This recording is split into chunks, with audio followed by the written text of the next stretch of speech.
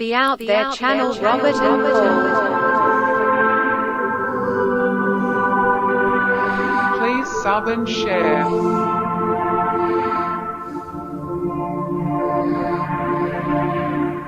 Searching for the truth.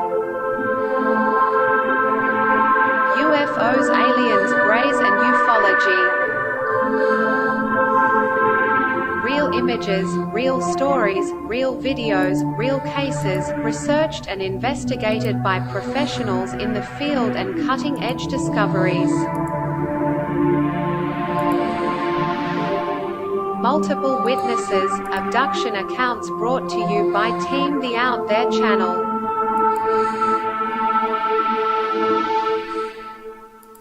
Good to be back. 5, 4, 3, 2, 1. Action.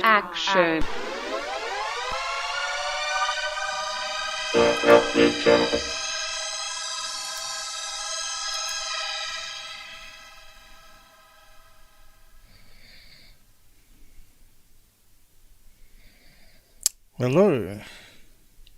Looks like we're back for another episode. I've been crook all day, sickness, and all I could do is sleep all day. Like fatigue, extreme fatigue for no reason. So I thought I'd do a late night show, because I was going to do so much today, and never got round to it. At the moment it's raining, overcast, so it's no good for sky watching. And yesterday the sky changed as well, and it started raining. So we'll just do other stuff in the meantime and catch up with the noise and ufology. I'll just posting some stuff up on the side chats. Wait for people to join us. It'll probably be a wee bit laid back. No 10-minute episodes here tonight. We'll see how long I can go for anyway. I've not had anything to eat apart from a bun. So we'll see how long it keeps me going for. Okay, the pin message is up. So tonight we're talking about GOOFBALL University. There's a lot of YouTube channels out there that claim to be educating people. Unfortunately, they're misleading them. So we'll go over stuff like that tonight, and any other videos that we can look at, any other topics that people bring up in the side chat too. I think it's all up and running now. If you want to donate, why is that not coming up?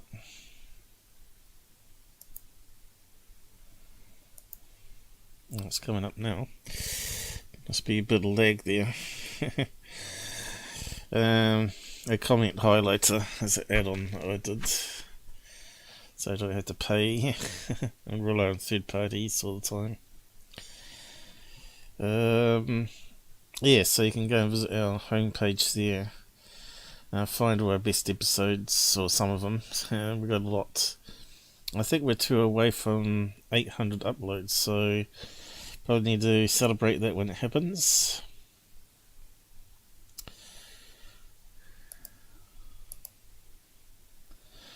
Okay, anyone out there? We can't trust the stats here. When we've got 3 people chatting on the side, normally let's say 0.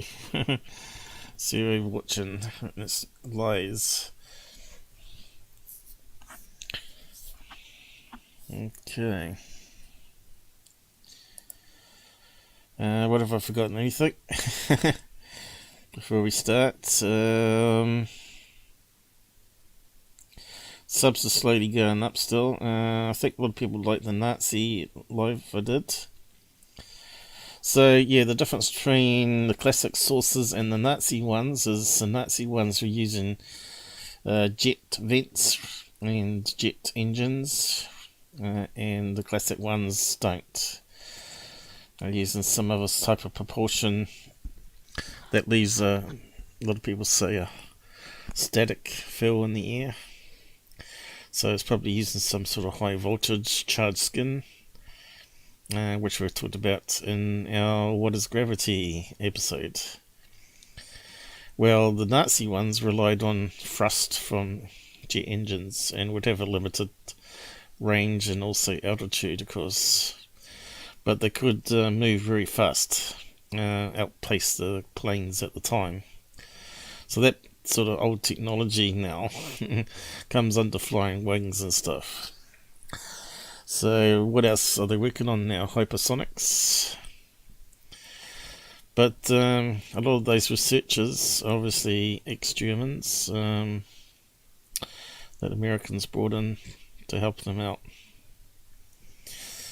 So yeah, if you haven't watched the episode, go and have a look.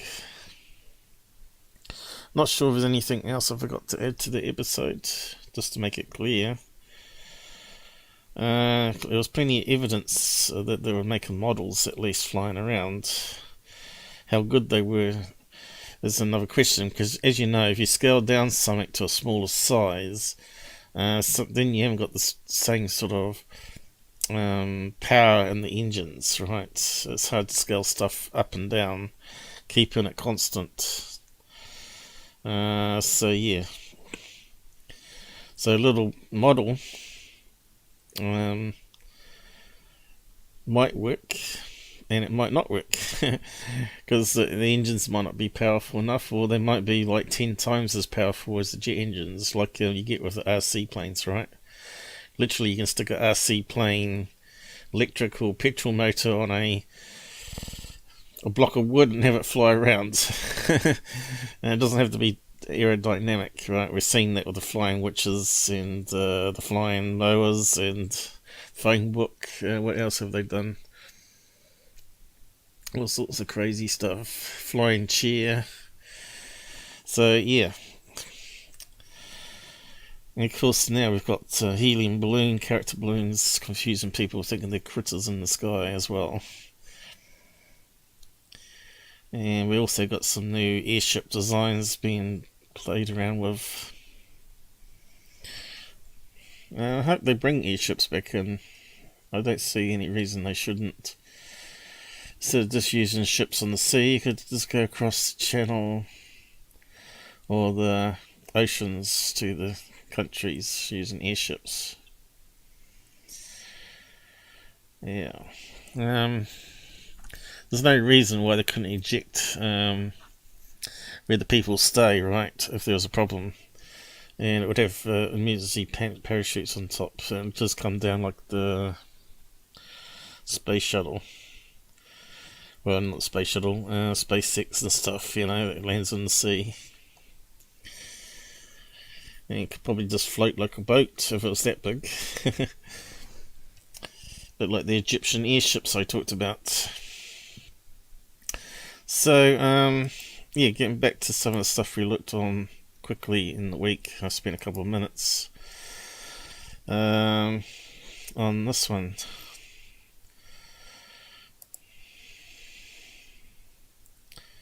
Please explain that.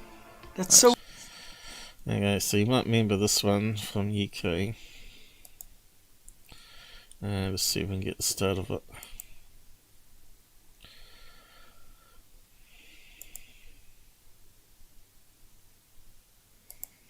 Died. I will do anything for love. So this is Goofball University. And we'll get more into that as we progress. But I won't do that. Remember that? Ah, it's sad. Yeah, I can't believe it. Meatloaf. Meatloaf, Louis Anderson. It's the same guy. It's the same guy. No, it's not the same guy. Same size. How dare you? Yeah, we're still blipping. All right. Okay. Vault wants to get your thoughts as well. he does analysis of his own video, and this is what's quite amazing. The public, which is quite amazing, really, because he did this analysis of his own video, but they didn't play the conclusion that he came up with. So we'll just go over that.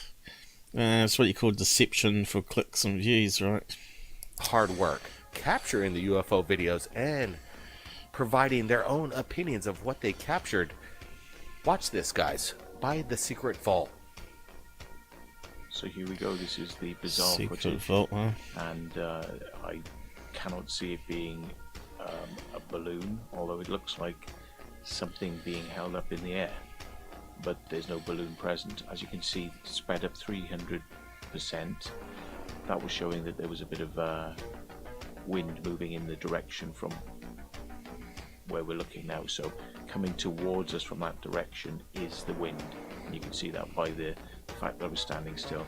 Now I will replay this footage and I will boost it up because it's very dark there, and I'll zoom in so you can see there's nothing flying. See, one thing I didn't do when I was looking at it is run it through the normal filters, right, to enhance it. In that direction it looks like a balloon, and then I stopped the camera and I restarted it again with the ISO turned up so that I could see a little bit into the darker shadowy areas, because it was, as you can see, just about sunset. So as we come along, it's at 31 seconds. Comes up from the then this object top of the tree line or hedge line. Pops out, jumps up to the height that I'm at, and then at 31, I think it towards me is. at great speed. Now it's quite common for birds to do. There it is. There you go. So it comes from down there where the hedge line is. Now I initially made a list up. I said it's going to be debris of some kind, a sea pod, maybe some cotton, a thread of something, like maybe even hair from a sheep, goat, dog, one of those fluffy undercoat dogs, you know, like a husky has. So they do shed that type of fur all the time. Yeah, it can pick up on the wind and just fly up. But one thing I forgot to mention also is spiderweb, which you get on trees, right, and it can blow off. But there's also a type of spider that uses the spiderweb to float from tree to tree. So it's one thing I forgot on the list. So it's just a matter of working out what it is on the list. Also, I said it's possible sometimes to get a snowflake, even though it looks like it's a sunny day. Sometimes you get an ice particle or something that floats down. Now, one of the questions was, why doesn't the thing suck it up through the fans of the drone? But the thing is, we don't actually see what happens. It sort of goes towards the camera or near the camera where the fans would have been on the drone, but we don't see what happens after that. So it's possible that it got munched up by the propellers, and it's something small. Now, Third Face was saying it was a shoe UFO, and we'll have a listen to what this guy has to say too, which is kind of hilarious. And thanks, Spammer. Gonna waste time getting rid of you. Robots. Okay. So let's just keep on going. There we are. So it's quite common for birds to come directly at a drone, but often you do see birds and bugs fly past as well, but we didn't see any motion or the usual shapes that we use with bluefos, as we call them. You might remember that one with the fire debris that was in the air, you know, crystaled up leaves and ash, making funny shapes as well. But I don't think this is a piece of fragment from a fire, because we saw a different thread shape in it. You might be able to recall what I said a couple of live shows back. Never seen anything like this. So let's have a look again.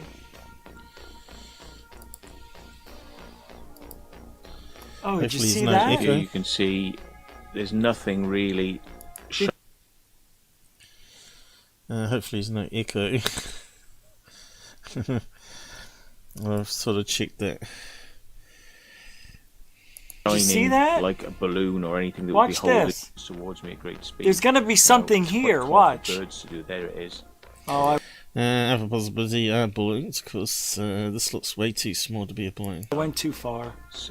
Drone, but 31. Right over Never here seen somewhere, anything I like see this. something going through the bushes. So let's have a look again. He still hasn't got the time right. Let's see. Right there. No. And then it So here you can disappeared. see It was no- wobbling. See it? Watch. so let's have Right a That's look. not here. even that's not even what they're talking about. There. This just disappears. That's so here you can weird. see there's nothing really shining like a balloon or anything. It's possibly because the sun's going down, it's causing a lens flare on the camera inside, and that's why it's wobbling. And then it disappears, right? Anything that would be holding up a piece of string that I can see, and we're zoomed in now. Yeah, so it goes on a bit. So zoomed in bit of string, he said. To us. But neither was that guy from, I believe it was the Utah drone. Remember that one? Oh, it's 14,000 miles an hour. Remember that? Which was incorrect. That wasn't real. That turned out to be fake. No, it's definitely real. It was a falcon bird. We calculated all that out. This is why this guy's misleading. Hey Kellen, how's it going? Just a laid back catch up night. Because I've been a bit sick today. Even my tongue is swollen, so hopefully I don't sound too stupid. Although people still don't know, but I think it was deemed fake on the real in real world. No, it wasn't.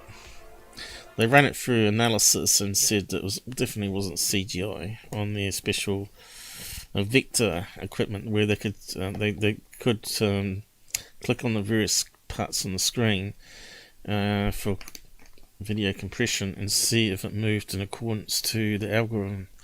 Which you obviously need some sophisticated algorithms to do that, which I don't have.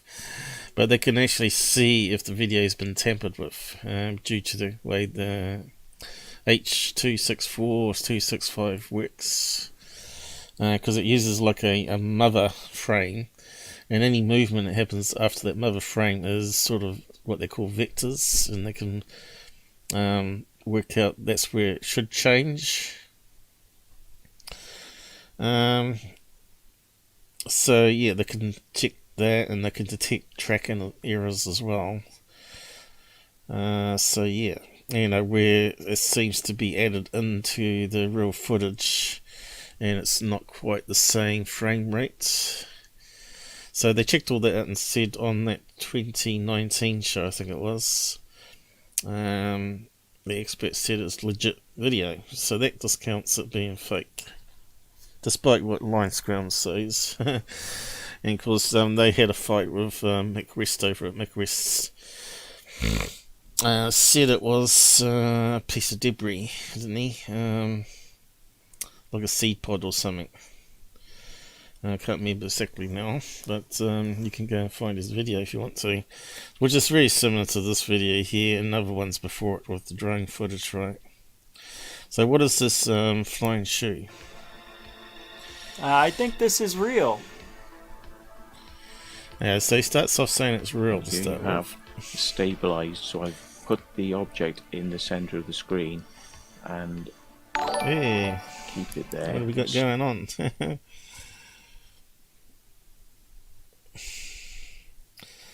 $10, wow, thanks a lot.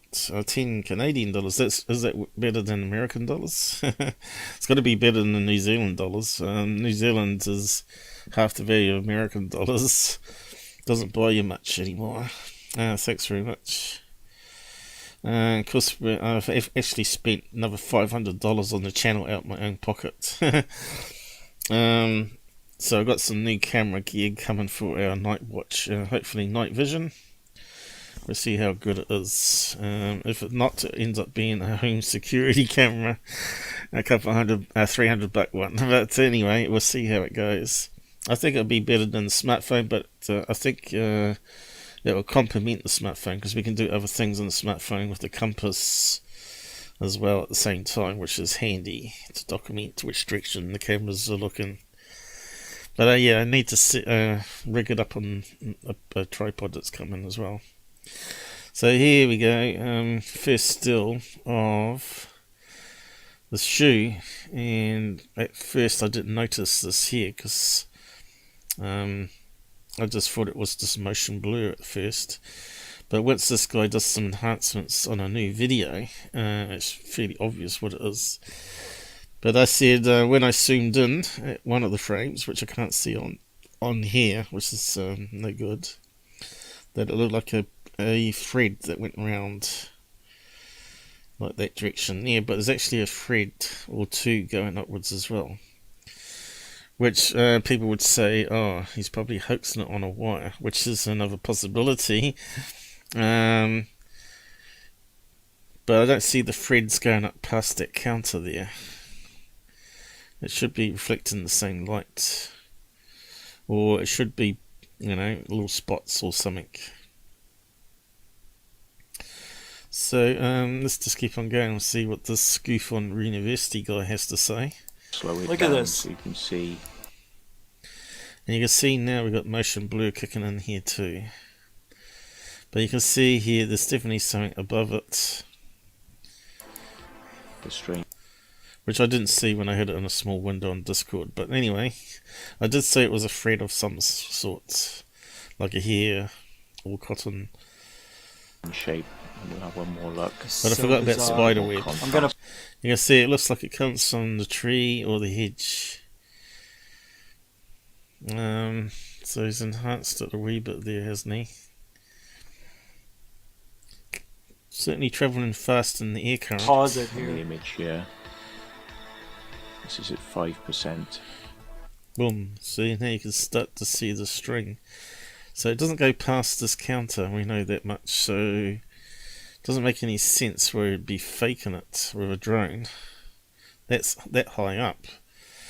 Unless you had another drone with a string going up to it, which would be something to do, I guess, to try and see if you can pull it off. But why would you bother?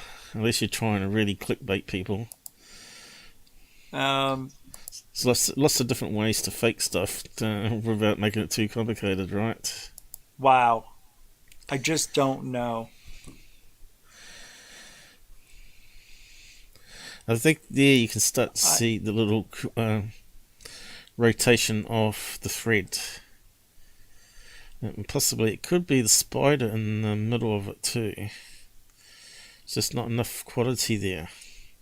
So as you know, spider web, when spiders make a web, they make every second one sticky, and the one they tread on is non-sticky, so they step over the sticky lines, which is kind of clever. And the bugs get caught up in the sticky ones, and then just go and wind it up even into a bigger ball for eating later. So yeah, this then looks like it could be a spider floating in air current. So let's see what these experts have to say from GOOFBALL University. I see this. To me, there's no explanation. It looks like there may be like a face, like there's an eye. It looks reptilian. It even looks like it has a little feeler coming out. This looks like a turtle head. And this may be its tail or antennae. 5%. Now. Then it gets blurred out. Look at how bizarre. See the head? These are the eyes. Look, that's a dragon. See the A dragon. This UK is a dragon. biological creature. See the antenna? Oh, that's the road. Shit. Okay, so what he's seen is could be one or two spiders. Remember, some spiders have their offspring also with them on their backs. So yeah, we just can't quite see, but I think it's just pareidolia, right? And the shoe doesn't look like a shoe much anymore there. So you got to allow for motion blur, so it's been stretched as well. So and of course you've got rolling shutter. That could be rolling shutter going that way, left to right. So that part of it could be the real bit, which I believe it is, and now it's sort of stretched it this way. And stretched it more that way. But yeah, creature, not a critter. I don't know, ladies and germs. I just don't know. Here you have stabilized, so I've put the object in the center of the screen and keep it there and slow it down so you can see the strange shape. He must have it at 60 frames a second or something. On the image here. Yeah, most drones don't go above 60, right? They're quite expensive. I've been looking into getting one for my night watch, but a slow watch, I mean. So that's what he had to say. But if we go back to third phases, they really messed around with it. So we'll just quickly bring up theirs, which is again disinformation. Here it is, that one. It kind of annoys me when they do this, though. It really does make me angry. We put up as fast as you can and then add BS commentary to it, just to really sell it, you know. Here we go. Speaking of drones, we have a submission from a YouTuber out of the UK. He goes by The Secret Vault. He does a lot of exploring underground bunkers and lots of crazy videos. Guys, I want you to go check out The Secret Vault. But recently, he was taking footage of the Pete Daughtry old house with his drone. He captured something that he can't explain. What's amazing is he didn't realize what he captured until he got home and he was going over the footage and realized something happened. Well, right now, we've gained permission from the Secret Vault to share this footage with you. We're going to be supplying the original link, but guys, I want to get your... Shame on Secret Vault, though, for letting them share it, because they're just going to make a load of money out of it, and he'll gain nothing out of it apart from maybe a few extra subs, right? But they haven't actually played his follow-up video to it, where he actually did spend some time enhancing the video where they didn't, and actually solves it himself. Your thoughts, and the Secret Vault wants to get your thoughts as well. He does analysis of his own video, and this is what's quite amazing. Which you don't show it all. Are doing the hard work, capturing the UFO videos and providing their own opinions of what they captured. Watch this, guys, by The Secret Vault. So we've seen it many times. Bizarre footage, and I cannot see it being a balloon, although it looks like something. More is birds the or wind. bugs. You can see that by the fact that I was standing still. Now I will replay this footage and I will boost it up because it's very dark there, and I'll zoom in. It does show how misleading a small object that's flying towards the drone can be. People would say it's probably going at hypersonic speed when it's not. It's this parallax, you know. So you can see there's nothing flying to come directly at a drone, but I've never seen anything like this. Now we zoom back into that area, and Comes up to 31. it's above the top left of the barn, in where the tree is, and it sort of pops out Yeah, I think. in less than 10 seconds. So it's very hard to see, but if you know where you're looking, there it is. There it is, and then it comes and whoosh. So yeah, let's have a look at it again. Comes in this unusual shape, which looks Just keep on going. Wait till he gets his present. brother onto it. So more analysis to come on this. And which they don't show you. We'll clean the footage up a bit more. Even though it has been out when they put this video out, actually.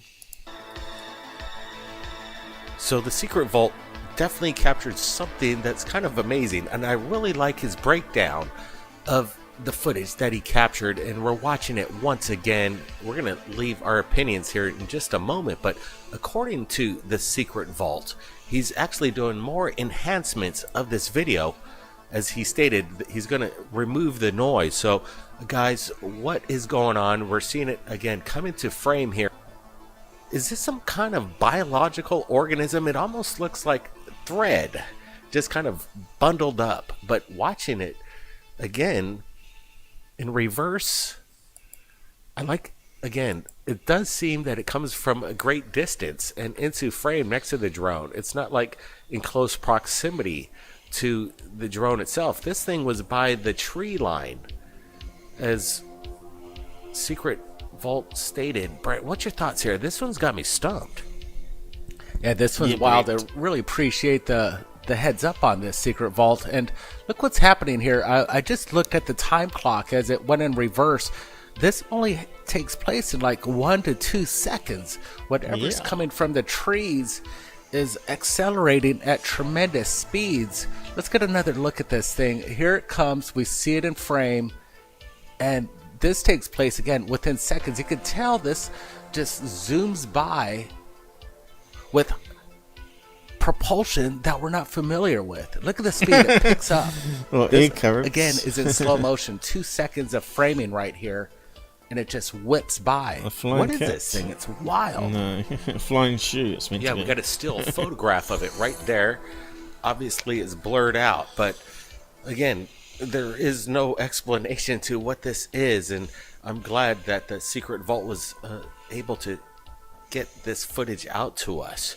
And again, we're going to be supplying the original link below. It's important that the public from around the world share the phenomenon, and that's what we're doing. We're in collaboration with tens of thousands of people across this planet giving us the information on a daily basis. And I really like tens the of thousands of gullible, intensity scary of his passion in regards to trying to It's clearly dissect something really this small. video. And And they're not saying it's a big craft that's just gone swimming past, right? And if it was, it would lift a wake for sure, or some interference on the camera, right? And we know that UFOs do that, so it rules out being alien craft, right? right now he's stumped. He can't give us an explanation, and neither can we right here at Third Phase Moon. Guys, I want to get your thoughts.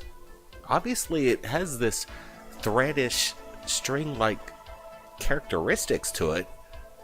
Could it be, again, biological in nature? Some kind of life form that drifts at incredible amounts of speeds? Yeah, called a spider. Biological unknown. Propulsion unknown. Yeah, it's called. That's why we're being putting lighter out these than air. videos. We even have more videos coming up in just a sec, but How much weight would a piece of spider web be? Technically, it should be heavier than air, but if you've got enough air current, it's going to whip it up like a plastic bag on the shop, and they just shoot up to 1,000 feet, no problem. So yeah, it depends how heavy it is and how much air current is. Sorry about that. guys, I'm going over your comments right now in this live premiere. I want to get your thoughts. Brent. Yeah, welcome everybody in the chat room. You guys are awesome there. Again, we need to see the fast motion. We pointed out in the beginning of the video where you see the speed of this thing. It really shows the acceleration, and that's what blows me away. This thing's coming from, it looks like a 2 foot. Okay, what's the live chat people saying?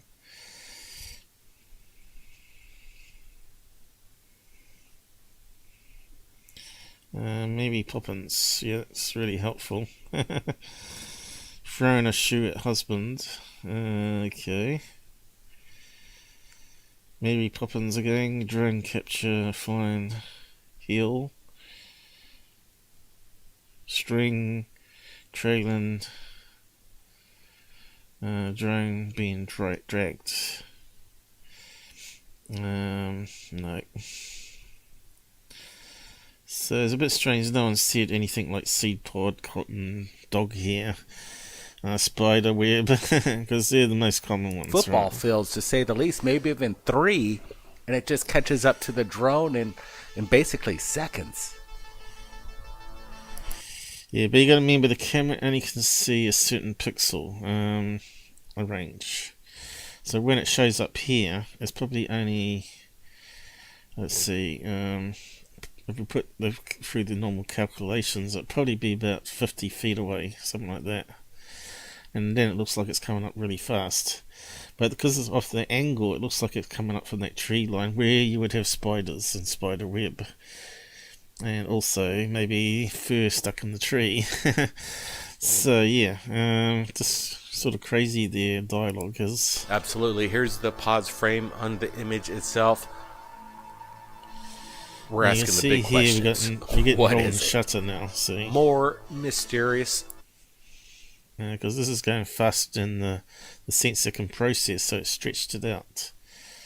And we've got some blurriness around the edges here, which is motion blur. UFO videos, guys. So we got 2 camera artifacts happening at the same time this close. Let's take a look at this. Okay, looks like they've moved on, or what?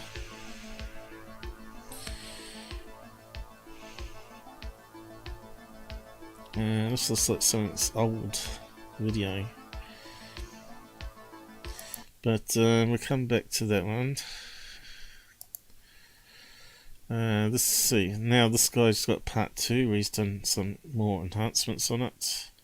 And you can see he's done path analysis on it as well, which is handy. And you can start to see the string going back all the way back here. The thread above it.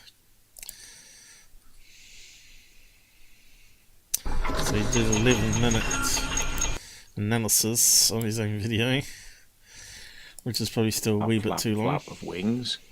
So that shows you what a bird looks like in the scene. And this is the scene with a lot of noise, because then we'll zoom in and we'll see what a bird looks like. You can see flap, flap, flap, flap, flap, flap of wings. So that shows you what a bird... Is that the one GUFON? First off, I'll show you in the scene that there's wind coming from the right. Then we'll zoom in and we'll see what... Okay, where's the flap? There. A bird looks like. You can see flap, flap, flap. I can't see it. Flap. Flap, flap, flap, flap of wings. So that shows you what he could have done a lot better job there. He could have zoomed in and enhanced it. Bird looks like in the scene. And this is the scene with a lot of noise, because I turned the ISO up. Let's try and noise clean that and get rid of the noise. On the left hand side you can see the noise cleaned version, and on the right is the original, so halfway along the screen you can see the difference. Let's zoom in and see how much that difference that makes when closer. And as you can see, I think it makes a massive difference, and let's see whether or not it makes a difference. Half the screen is not, and half the screen is. I suppose it's down the middle here. Does it make a difference? Yeah, there's a massive difference, but I can't see anything different. It looks pretty much equal. On looking at the UFO. So here we go. This is the footage uncleaned. Then I'm going to run a whole version of it cleaned. Then I'm going to zoom in on the cleaned version, and then I'll run them side by side so you can see cleaning, which is known as 10. Here it comes, there it is. And again, this is about as much as we need to see there. Let's focus on zooming in on the version. You can see the version coming in. Zoomed in even closer. You see it popping up. So it only come from that tree, didn't it?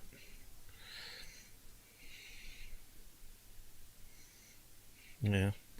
Tree, Now we have the top of clean hedge. version, zoomed out a little bit. It's still pretty bad though, isn't it? And again, Because the sun's going down, there's not enough light there, so he's had to amplify that up, and that's where you start to see noise on the sensor. Well, it wouldn't be a UFO video if it was nice and crisp. now we zoom in and I've brightened it up. Yeah, it's just a wee bit easier to see now. And you can Just see that it again, zoomed A little in bit and of extra brightened up. colour helps.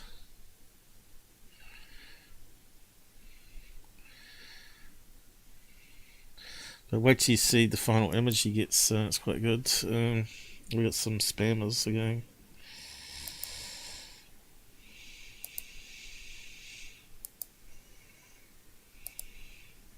Get rid of that one. I got more. A drone with a selfie stick. I don't think so. A flying cat. Not sure how you get that one. We don't know anything. Well, we know some things. And we can certainly use science and known technology and its artifacts that it can produce, so we can then start to eliminate things. It comes up from the tree there. He likes playing that one over and over again. Okay, move on. A little bit of contrast enhancement. You can see this is the original footage. Checked. Can you see? Here we are. Let's go again. Can you see the multiple reflections up and down? Now that to me suggests there's an extremely fine, thin strand of something which... Here we are. Let's go again. I don't think Can you see the multiple reflections up and down? Now that to me suggests there's an extremely fine... I think you need a 50-inch screen to see that. ...strand of something which is glistening in the sunlight. And it's lucky we've got the sun setting in the horizon. Well, we know we see it with a camera because it's being overexposed, so... Basically, what he's trying to do is underexpose it and see how it's actually looking. In order to be able to see this, it's like as if it's getting blown from an angle to the left, then up straight. Watership down, which is the animated. But let me take you back in, or that the angle Where's the thread one? in order to the sunlight, and it's lucky we've got the sun setting in the horizon in order to be able to see this.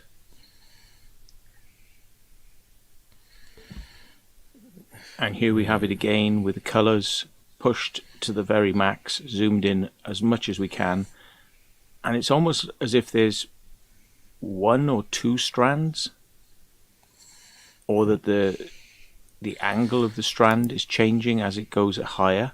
It's like as if it's getting blown from an angle. Looped. String like. Oh, here we go. This is really. You know, is it someone else's camera or is it his one? Going back in time, he said. So this might be on another. It looks like on a different day. So he's got more lights now and see what we can see.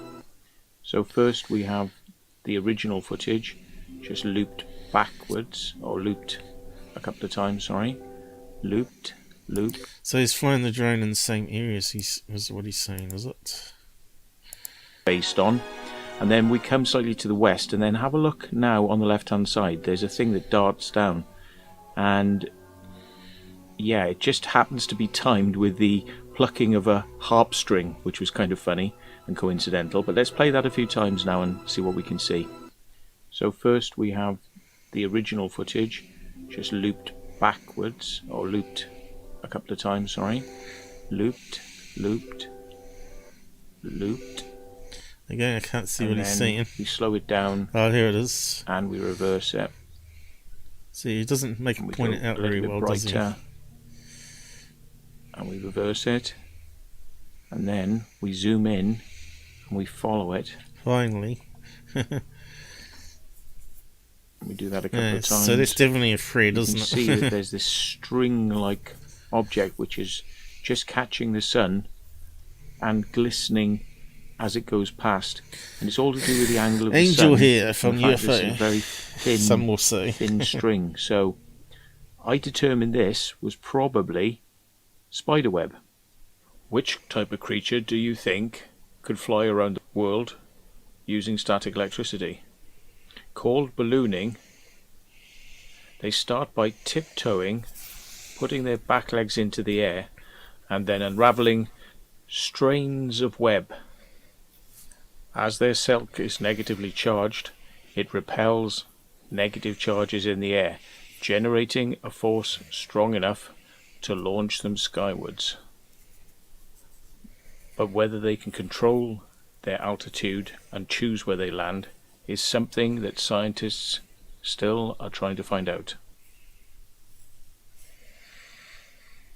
So he's saying it's a spider web, So there you which go, I believe folks. is correct. Could it be spiders? I think so. I think the mystery may be solved.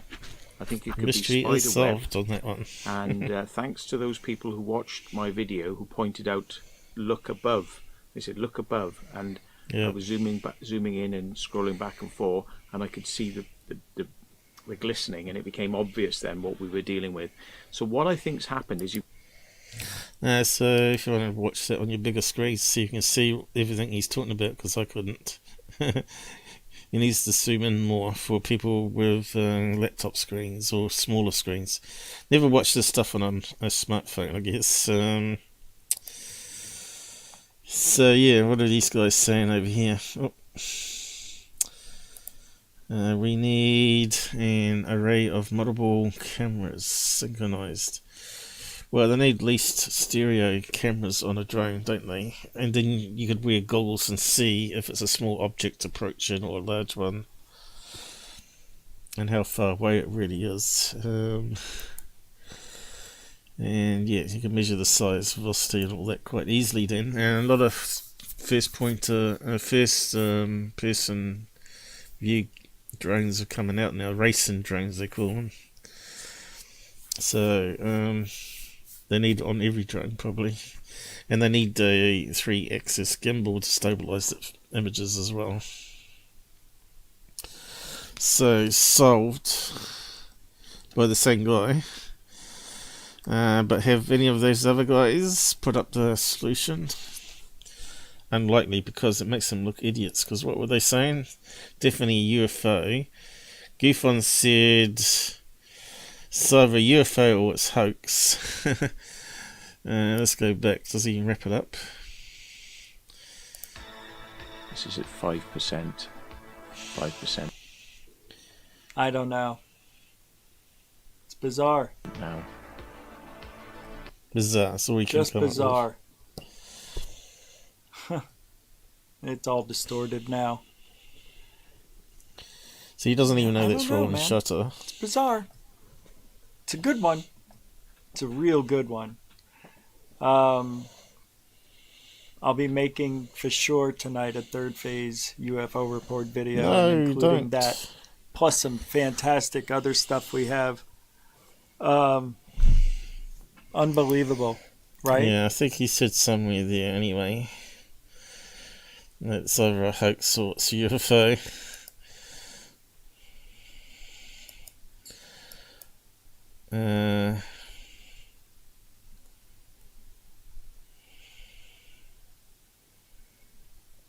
So he's going on about people, isn't he?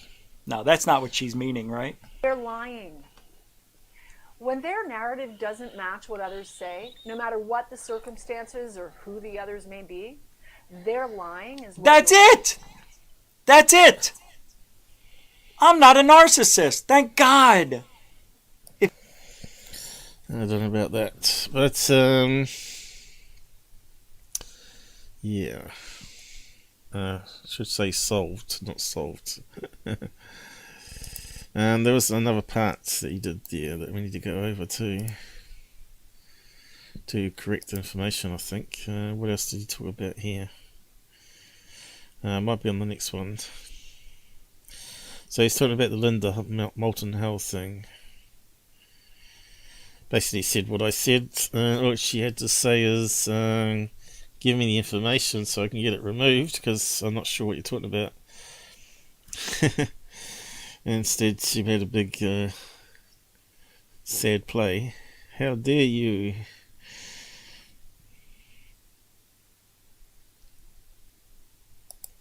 Was it on this one? I'll just check it. No, it's not updating. Alright, so enough of that one. Move on to the next one. There's a triangular shaped craft on this aircraft carrier, but in fact, this is a joke. This is a toy and a CGI recreation done by a YouTube channel known as Section 51, and now the History Channel is passing it off as real. They should know better. They've been studying UFOs for... So this is fake news again. I believe the clip was from a series called Proof Is Out There, where they're asking them what they thought of the footage, and they said, oh, it's crazy, you see a triangle UFO in it. But that wasn't their solution. That's what they were seeing on the image. And they've taken it out of context here, trying to make out that mainstream media is always promoting fakes.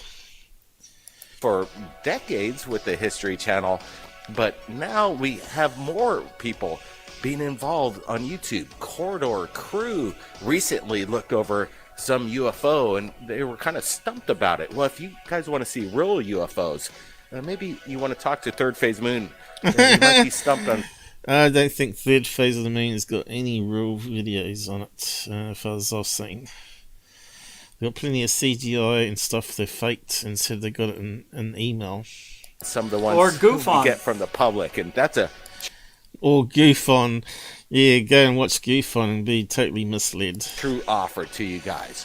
But in regards to the History Channel, look at this. They're passing off straight up CGI video from a known CGI YouTube artist known as Section 51. Okay, where is she talking about it though?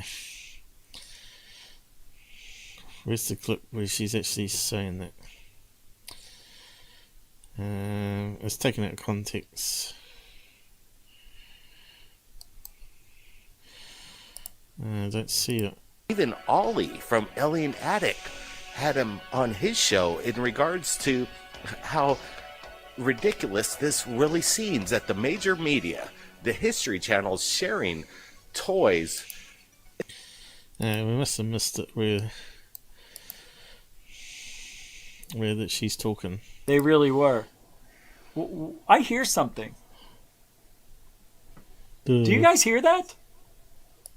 We actually see a triangular shaped UFO, like something that would be right out of an alien. So that was on Proof Positive, and they asked them what they were seeing, and then they asked them what they think it is, and Mick West is the one they used to debunk it because the shadows were wrong. And obviously it's well known from Section 51, who admitted that they're CGI artists, finally, after years of making lots of good money out of it. Now these are butchered because no one's taken him or Third Phase seriously, like mainstream media. Like they put up everybody else's, but they won't put up Third Phase of the Moon. That's because they got a bad reputation. What they expect? Not taking it as credible or serious, and they know that they're fake stuff. What? You got a book coming out? Oh. Okay. Yeah, that's what I'm going to show right now, Big Fat Creep. Welcome back. So. Okay. I just wanted to see what he had to say about it. From mainstream media, I got it just for this show. Well, let me pull it up. That's Happy Birthday. That's a dinosaur egg. History Channel. Can't hide this. That's Third Phase. All right, I'll find it. No big deal. So he's not very well organized. Oh, what happened there? Accidentally closed the window over the other side. Alright, so here we go. Have we got some more spam to deal with there?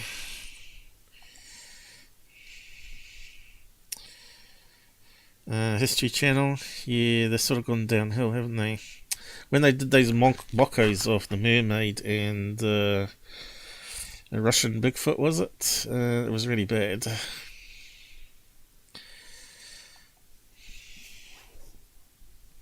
I don't know why I'm using that. I should be using that. Okay. But yeah, I think there was something else on this one, was there? Let me just have a quick look. I think it was just bashing mainstream media pretty much. No, the story itself is very, very different from... I hate when it does that. This button here is useless. I could Who would need a button read like you that? some of these things. It's amazing that people just don't see it this way. How can you not? Even if I'm wrong, couldn't it be a possibility? Because I could be wrong, right? Always. 100%, almost. Should come clean with a lot. Okay, Credibly than we did in the past. Now, when I first heard the story, it was in 2004 when I dove into ufology for the first year, and I was like, this is unbelievable. I remember feeling amazed by these stories, and to this day, they still are amazing that if true, I don't think it was, I have a theory. No. All right, we got to watch the rest of this. This is about the silos being shut down in '66. We just finished that, so let's go on. And that in and of itself surely should be... I said shut down. They launched. They were in launch code sequence, and then they were turned off. Big news worthy of serious further investigation. Are you serious? They're showing... remember this one I analysed, and it's a heart-shaped balloon, slightly on a tilt, and it's quite a thick one, so you can't quite see the heart shape, but it's there, and it's got is it like an arrow that goes through it, or has it got some extra dangly bits hanging off it that's sort of gone down and one's gone up? Could be two strands of smaller balloons underneath it, counterweights. So yeah, he's saying it's camera lens, which is totally wrong. It's a Mylar balloon. Because he keeps thinking that Mylar balloons can't get up to 30,000 feet when they can, especially when they're 18-inch heart-shaped balloons. Of course, this is the Batman balloon again. So we're seeing it on the side now, and the so-called Batman pattern is that dark bit there. But like I said, when I analysed it, it definitely wasn't a Batman balloon. It was a heart-shaped balloon. The Batman balloon. Well, no, I apologize. Look, that's two. That's two strikes. One more big mistake like that, and the show's over. You saw what happened last night. I'm not playing around. I can't have these mistakes. That has not been proved to be a UFO. That looks like it's either a chip on the glass, or as I said, it's the inside. It's a reflection of a camera's iris. And I think I proved that. And yet they're still showing it as a UFO. Sorry, I had the screen on small. Oh, why? Why? God, oh God, why? Why indeed. So enough of that clown. On to the next one. Now he keeps bashing on Stan Romanek, right? Now I looked at Stan Romanek years ago, when he was accused of being a pedo and files being found on his computer. Now they weren't actually found. I think he deleted them all when he found them, and he told the FBI guy, so they undeleted them, of course. Back then, if you don't use a proper wiping program, or a special formatting program that easy to be undeleted. But because they found it and he admitted to seeing and deleting them, that means he knew he was in possession of them, right? just regardless if they're his or not, they're on his computer. So it means he's guilty of having possession. So he had to get done for that, didn't he? But what also turned out is they found a memory stick with more photographs on the bookshelf or something, which he claimed that anyone that come into his house, because he had lots of people and friends and enemies that could easily walk in the house and leave a little key disc on the bookshelf. And if you're a pedo, you don't leave that sort of stuff lying around, especially if you know you're going to be raided by FBI, because he was tipped off as well. That's another thing he admitted to, that someone tipped him off that is possibly going to be raided in the next couple of weeks. So yeah, it makes it really strange to me, this whole case. It was really suspicious. And about that time was also a principal in New Zealand that was getting done for the same thing. And he eventually got destroyed, basically. He lost his job and couldn't get a job ever again and all that. And he turned out to be innocent. Now, I'm not sure why they didn't pick up that case, but apparently the police, the so-called experts, analysed that school principal's computer and found all the child porn on there, and said, oh yeah, he's obviously downloaded it. But it was about the time when rootkits were a new thing coming in, right? They could be installed through flash adverts.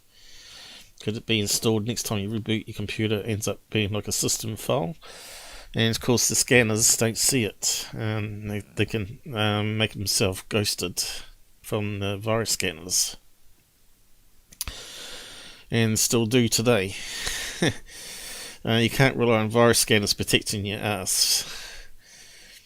But yeah, anyway, eventually they got another computer scientist that was up with the new gameplay. Obviously, a computer scientist obviously was into hacking, because that's the way you learn.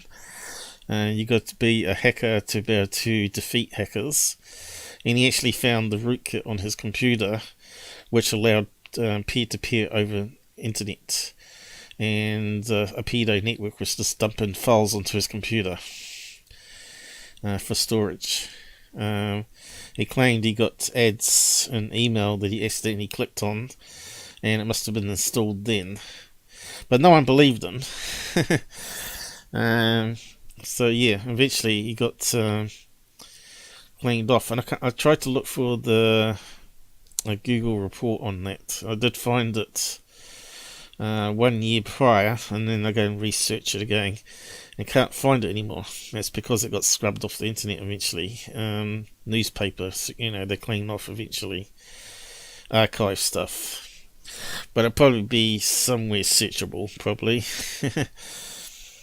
So what do we got coming up here? I need my souls worshipped. Okay, Spade, I'm not sure what that comment's about. So yeah, when I heard about Stan being done and saying he was innocent, I thought, well, has anyone come out said in the family that he touched him? Anyone claimed that he forced sex on him and all that sort of stuff? And I thought, well, it's a strange pedo that never acts on his urges, and his wife's still with him, claiming that he's not. So normally the wife is more suspicious than the cops are, right? So normally he ends up leaving him, and she's still with him by his side. So Stan Romanek's case is very strange to me, and I just wonder if he was set up like he claimed. But this guy here, straight away, douchebag, doesn't do any research. He's not an expert. Certainly not a computer scientist like me that knows these things. Straight away labeling the guy. course, you notice Dan Romanek's health took the tumble once he got done out on that sort of stuff. You could see how he went downhill pretty fast. Stress and all that sort of stuff.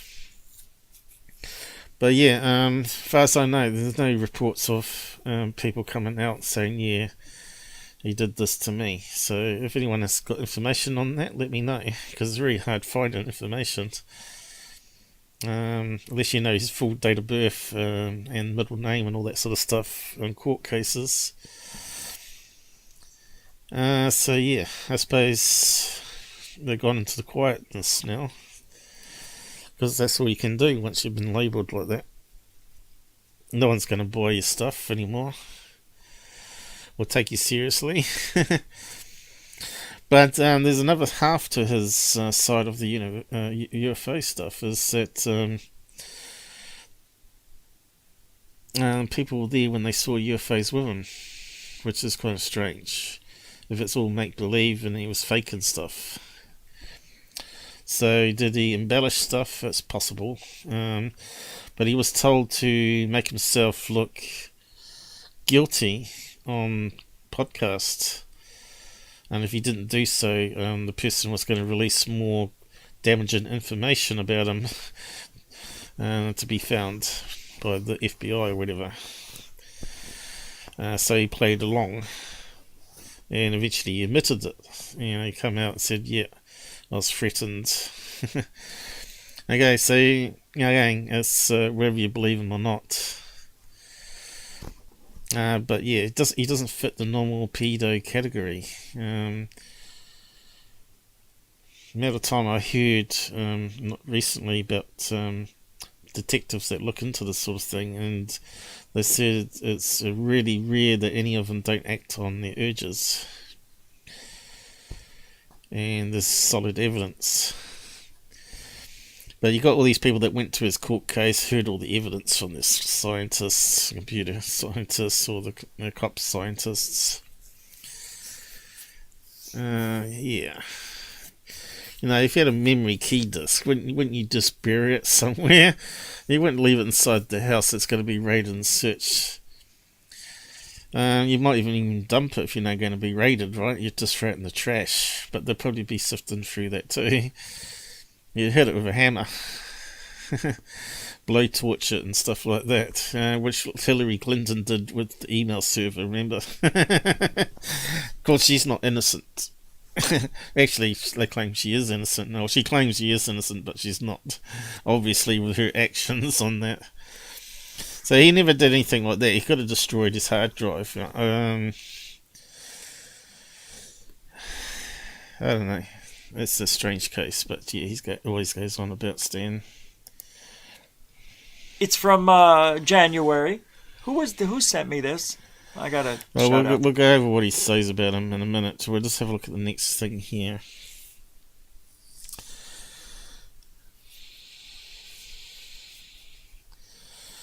What's that about Project Bluebeam? And nothing more than a bad fairy tale, because I want to see the real ones. Project Bluebeam is a myth. Yeah, sure enough, they're working on lasers and holographic decoys, but it's never been able to be projected up in the air convincing, right? Because you got the clouds and you can see the beams being made. If it's shot from the ground, you're going to see a beam from the ground, right? Especially if it's foggy. So how's that going to fool anybody? People will be able to see it's projected. A bit like the movie seminar. You go in the movie seminar, and in the old days they used to smoke in there, and you could see it going through the beam, spreading out onto the wall, right? So it'd be a bit like that, right? The real decoys they're working on is working on small range, right, and distance. From a distance it looks like maybe a tank, but as you get closer and closer it's less convincing, right? Because the detail's not there, not at this stage anyway. They could do it around a missile and have a spinning laser device that sort of casts a false image around the outside of it. But to be convincing, I don't think they're up to that stage yet. So yeah, that's just the guy that came up with the Project Bluebeam is well known to be a fraudster anyway. I've talked about it in the past on other live shows and brought up web pages about it and stuff. Anyway, you probably could find it doing a search. So this one here, talking about the International Space Station. He's got it totally wrong here, and he's talking about it should be really explained on his GOOFBALL University. Person. Oh, William Graham gave me the beam of light thing. Thank you. Coral gave me the... we'll have a look at the beam of light after. The robot we just saw. Basically the video. Huh. Well, I don't know. Yeah, it's a bit hard to skim past all the nonsense. Coral gave me the robot after the show. Alright, let's have a look. That was weird. That was like the end of a TV show or something, wasn't it? Yep, it was. So this is probably off a TV show too. So what do you see straight away? You can see the sun's coming up. It's being reflected off. What's that there? So the sun's over this way, behind the International Space Station, and it's flying at 17,000 miles per hour in orbit. You can see the robot arms being illuminated, and this thing here looks like it's going to reflect back at the screen in this angle here. See there? So let's just keep watching. You see where that big red arrow was? Currently totaling just over 400 tons, orbiting at an altitude of around 400 kilometers at a... So, blah, blah, blah. Here we go. Yes, I'm stopping it because that's basically the video. That's basically the reflection video. of that dot there. So I have to stop it to fair use it. You know that. Now, as you know, let's just draw a picture.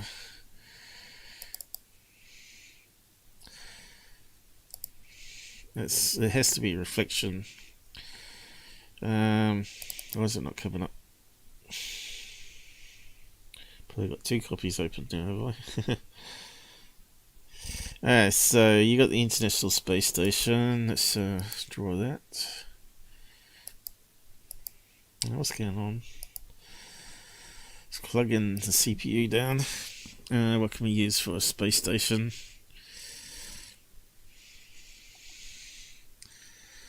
Letter, target. How about a bus? Double decker bus, is it? Oh, that's a fire truck. What's that one? Cart. Delivery truck, rocket, plane. What's that one? SOT, whatever that is. Lightning. Right. Yeah. Motorbike bus, is it? Or train.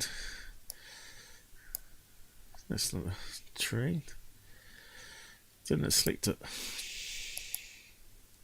It's a bus, isn't it? Yeah, that could be the International Space Station. And we know the sun's coming up. Whoop. Yeah,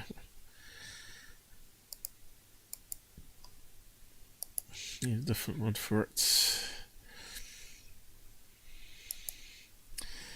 The sun's coming up. We won't worry about the colours. So we know it's coming up there, and it's reflecting off part of the arm. Let's see.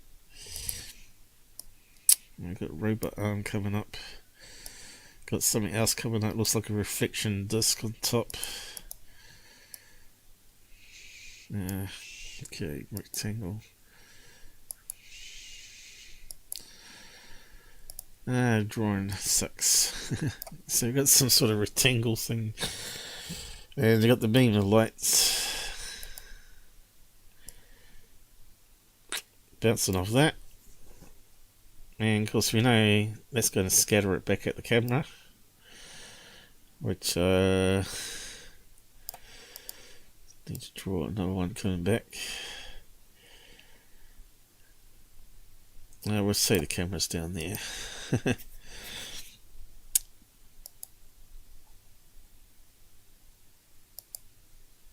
Camera. Don't think we've got a camera. That one will do. Bullseye. So we got some light coming back, so it's going to show up on the lens of the camera, but there's another thing to it. The International Space Station has got 4 planes of glass that goes through, and also you got the other. You got planet Earth down here, and you got the blob of light that we're seeing on the lens appearing to be above it, right? Let's see. Blob of light. No.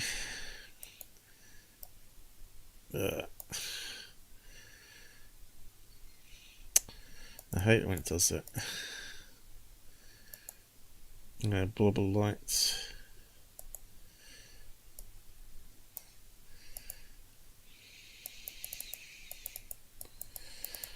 Okay. So, basically that's what you're getting. You're getting this artificial light source. You can see how whispery it looks, right?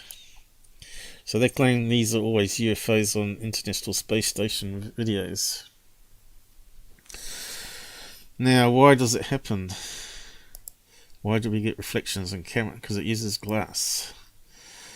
So if you look at a camera, it's got lenses inside. We'll just do 2, for example, but they normally have up to 8. And these move in and out for zooming and stuff, right? Oh, it's on an angle. So I've explained this before, but the light comes in from the sun, and some of it gets bent towards the sensor because it's concave, right? It goes down to the sensor here. Let's see. I'll just draw a rough square off the sensor. Okay. So what also happens with light with glass, it reflects back. So we get a wee bit of angle because it's concave. Convex, I mean. Getting that wrong. Convex coming this way. And because it hits that glass there, and some of it passes back out again. Alright, but some of it also passes back this way towards the sensor, and that's where you get your false object. So this is why you get all this happening. But also the International Space Station has 4 inch thick, I think, 4 of these panels in the windows on the observation deck. That's where the camera is set up. It's not outside, so it's nice and warm. It's not going to thing. So they have 4 of these where the light passes through, right? Which can cause reflections as well. You can get double reflections depending on the angle of the camera. So it's multiple artifacts that can occur in space. So I believe this little dot is actually probably on one of these panes in the window, not actually on the lens of the camera. Okay, the camera would be on the other side in the cabin. There, filming through the window. to planet Earth, and they see the dot. But anyway, hopefully that makes sense.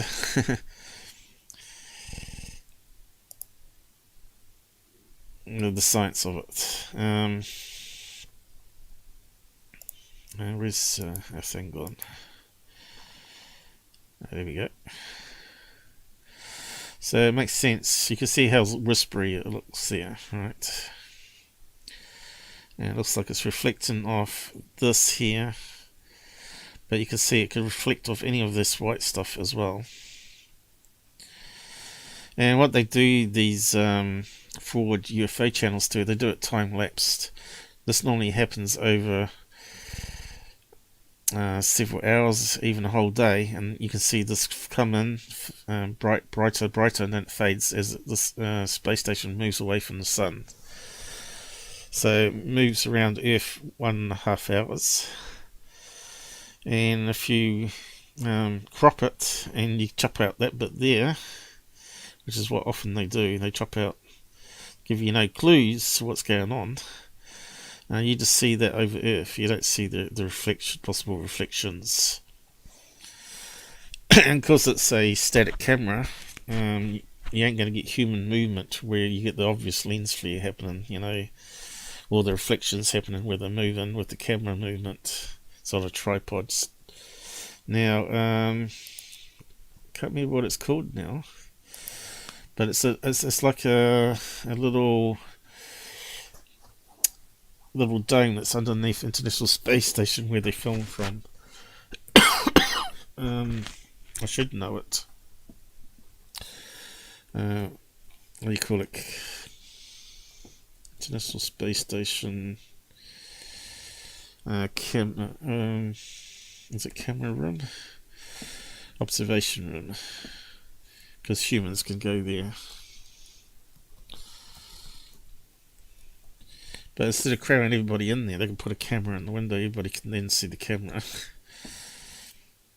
And let's see if that brings it up. Image of it. Oh, there it is. Copula.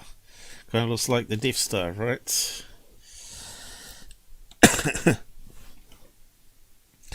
Like the Death Star window.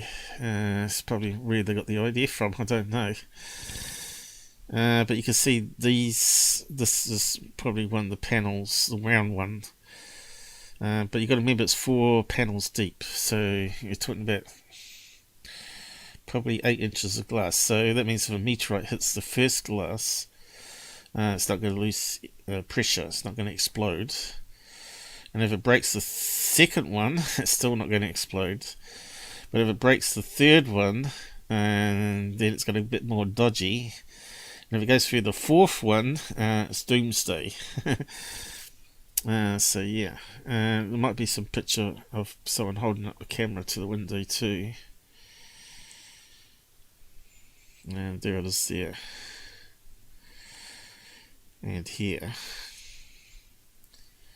And you can see where it is. Going this way, and it's looking at the robot arms around here. So as the sun comes this way, it bounces off into the window here. There you go, so it's with a camera. And there's one on a tripod. Set up. What else is it?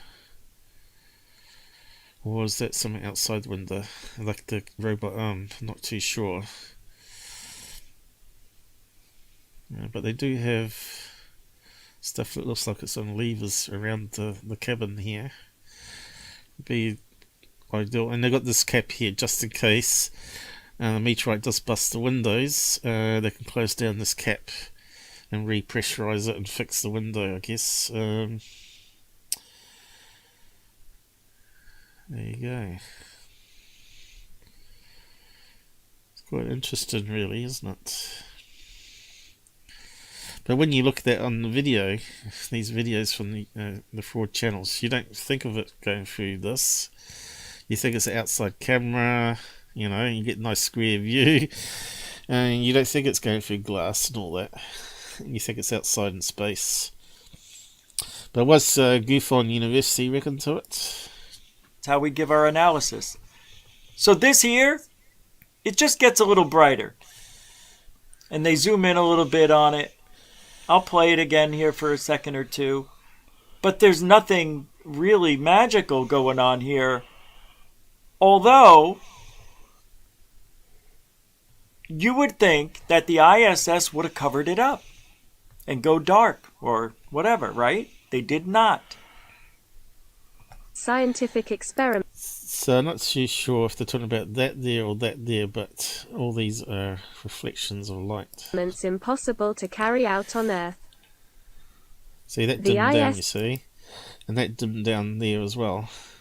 And you can see the sun dimmed down at the same time. So I want to show you something.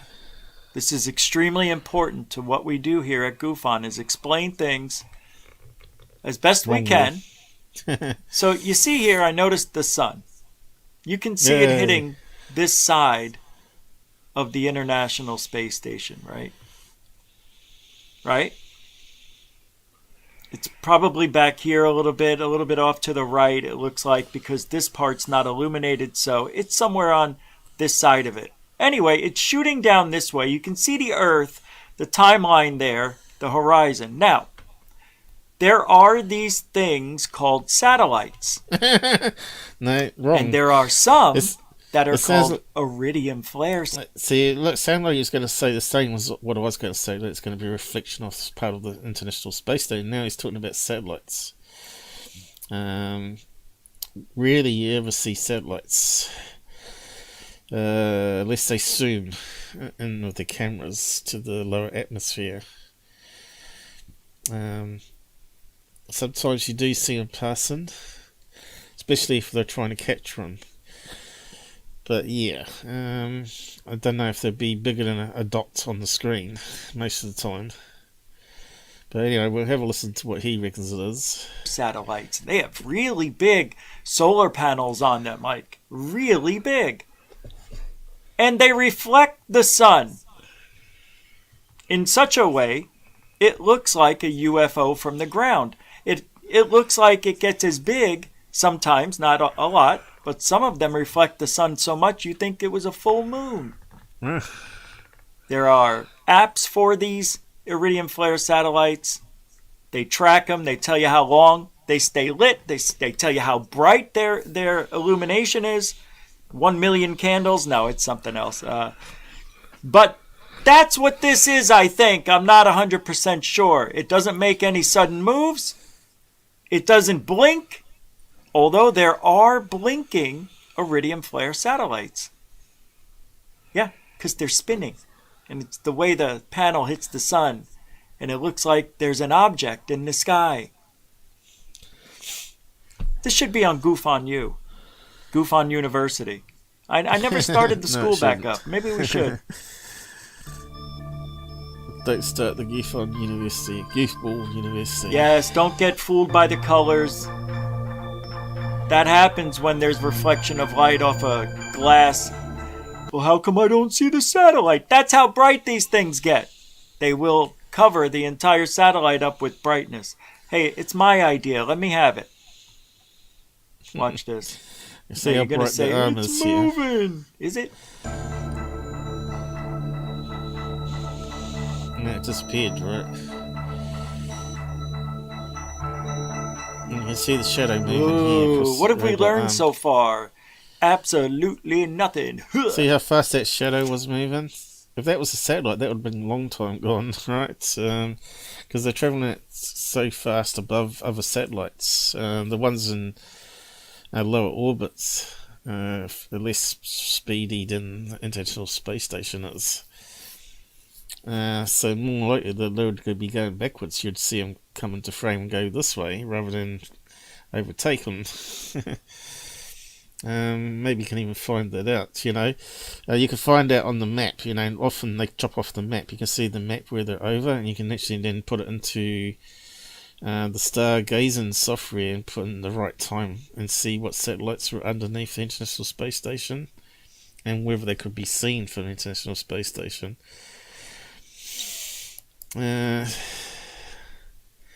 So the speed of a satellite. I reckon it would be less, but we'll just find out. Speed of satellite. So it depends what orbit shell they're in. Did I get it? There you go. Way slower than the International Space Station. International Space Station is going at 10,000 speed more. 17,000. So these would be spotted and going in opposite directions. So that makes them totally wrong straight away. So it's got to be reflection of part of the International Space Station and time lapsed, and it's just a reflection of the sun coming back off a part of the International Space, and that's why it's like it forms either the shape of the object or it forms the shape of the sun, depending on what sort of reflection that's coming off, right? And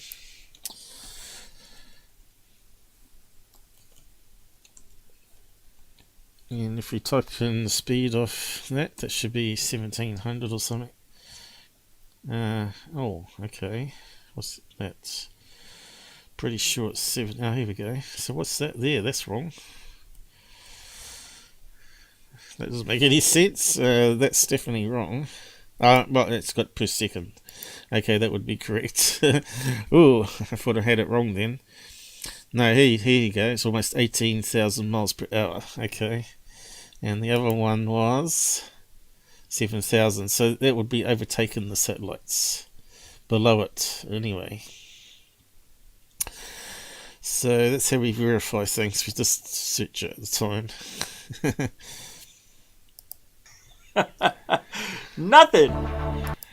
So now we're seeing a wider view here. We might be able to work out. That looks like some sort of communication dish, doesn't it? Definitely lots of reflections of that. And this knuckle here on the robot arms, another one that creates strange artifacts, shapes. But you can see the shadow was moving along here and this moving along there. So the sun's changing positions. So you just at least I taught you something. You saw one here. Oh, that's his cursor. Sorry. You can see now it's stopped. So that's because the way the station works, you know, how it sort of goes around in a big sine wave like that. So if the sun's behind it on that sine wave going this way, it looks like it's going to be stationary roll until it sort of comes back down this way, and the sun angle changes again. Oh, anyway, and yeah. Yes, it could definitely be satellite, an iridium flare satellite, reflecting its solar panels. That's not. Or it's a UFO. No, it's not. You pick it's it. A reflection. Oh, now we got to throw in, or it's a secret project too. Forget that. Oh, right, space debris. Space debris, no. Or ice, no. It's not ice.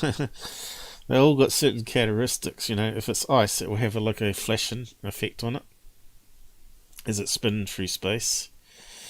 But we won't go over all that again. We've covered it in past live shows. So yeah, we're just going to look at the other stuff he put before this.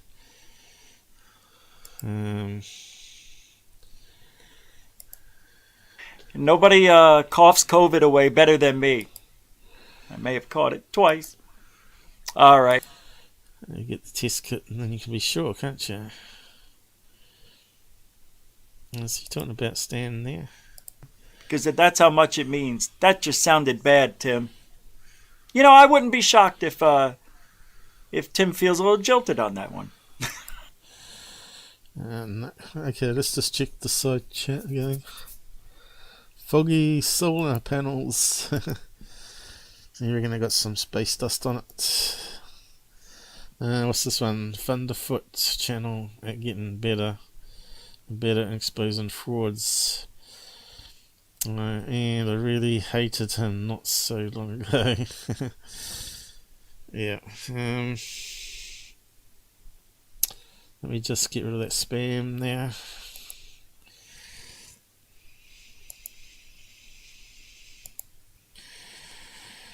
Yeah, we always got to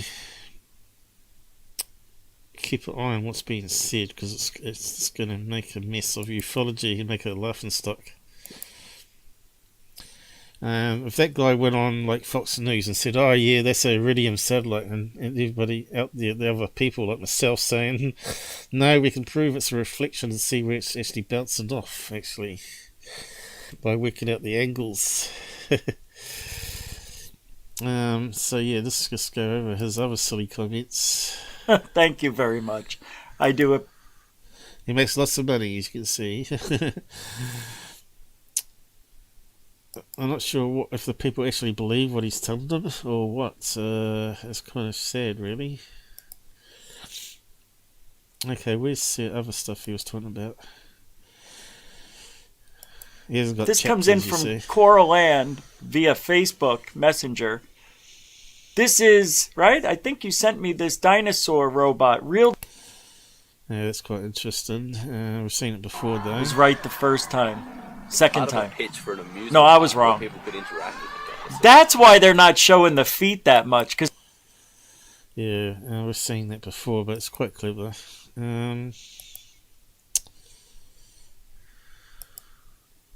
was. And I'm like, why am I trying? Is it? You can see it hitting this side of the International Space Station. Oh, look, it must be further on then. Like I'm not Rich Giordano. I'm Dick Benin. Day that was from a magazine, and right or some here we go. well-known thing. Here's another one. The Stars Academy and the History Channel, and he joins us now. My name is Lou Elizondo. Oh no, he's bashing on. No, he's bashing on Lou again. I don't want to listen to that. Where's the thing with the sun?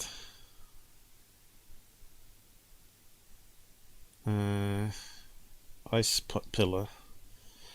Was it on this one? I thought it was. No, not the fake FBI guy. This guy doesn't have a clue what a UFO is. This way he's on third phase. I see they're claiming him to be an FBI, but he's ex-FBI, right?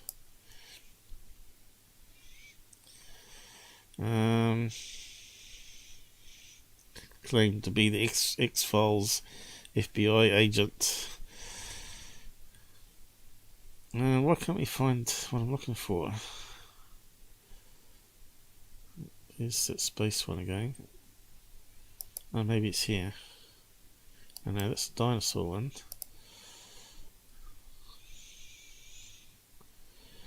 It's probably only a few seconds long. Oh, here we go. This one here. Okay, we'll just get the right place. I swear I got no respect. None of that stuff. I want to talk about this beam of light. It's gorgeous. It's like unlike anything you've ever seen. It's almost as if God is kissing the earth through Mother Nature's lips. He just took crap. Let me share this with you. Phenomenon that many thought was some kind of alien tractor beam, bringing up people and wildlife to an awaiting spacecraft. What those in the area, which is popular for skiing, watched was a bright golden beam of light shining on a single point in the mountains. Stay focused on that spot for 3 hours. All right, you ready? You ready for all the hula balabla? What do they call hullabaloo? Lou? Hullabala. Oh god, get on with it, mate. Okay, so this is what we call a sun pillar or ice pillar. The light bounces off crystals in the air, forms like a beam. Beautiful, isn't it? Makes you want to look up and kiss the lips of God. Look at it moving. So cool. Oh, that wasn't it? Go back. No. Go back, Johnny. Look at it move. Ice pillar. That really is cool. You can see all the ice on top of the Yeah, mountains. it's just the optics of the camera, that's all. Don't get excited. So that's wrong. That's all It's nothing to do with the optics of the camera. There's actually, you can see it with your own eyes without the camera. Ice pillars. He always gets that wrong for some reason. Let's see. It's a big beam coming out of the sky. It's not an alien. We have to search it again, I think. Ice pillar. Of course, they photograph it with cameras, but you can see it with your eye normally. I've never seen one myself. You just have to have the right conditions and maybe be a skier, probably, on a mountain.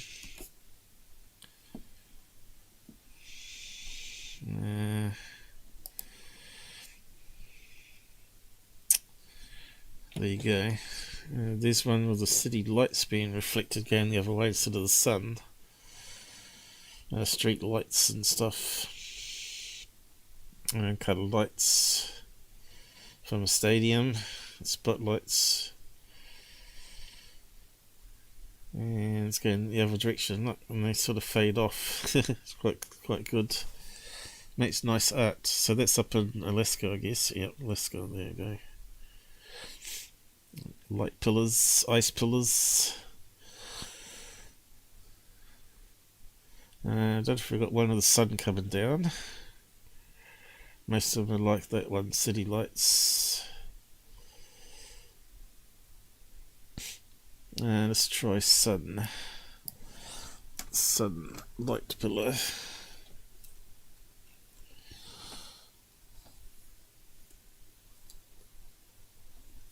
So it's a atmospheric. There you go. Looks like that, doesn't it? And that one's got the sun going down. That one looks like it's got a beacon coming down. Light pillar.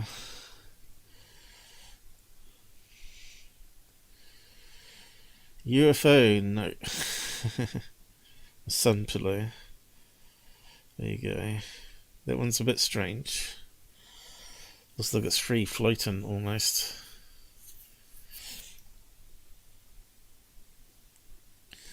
Laser beams, no.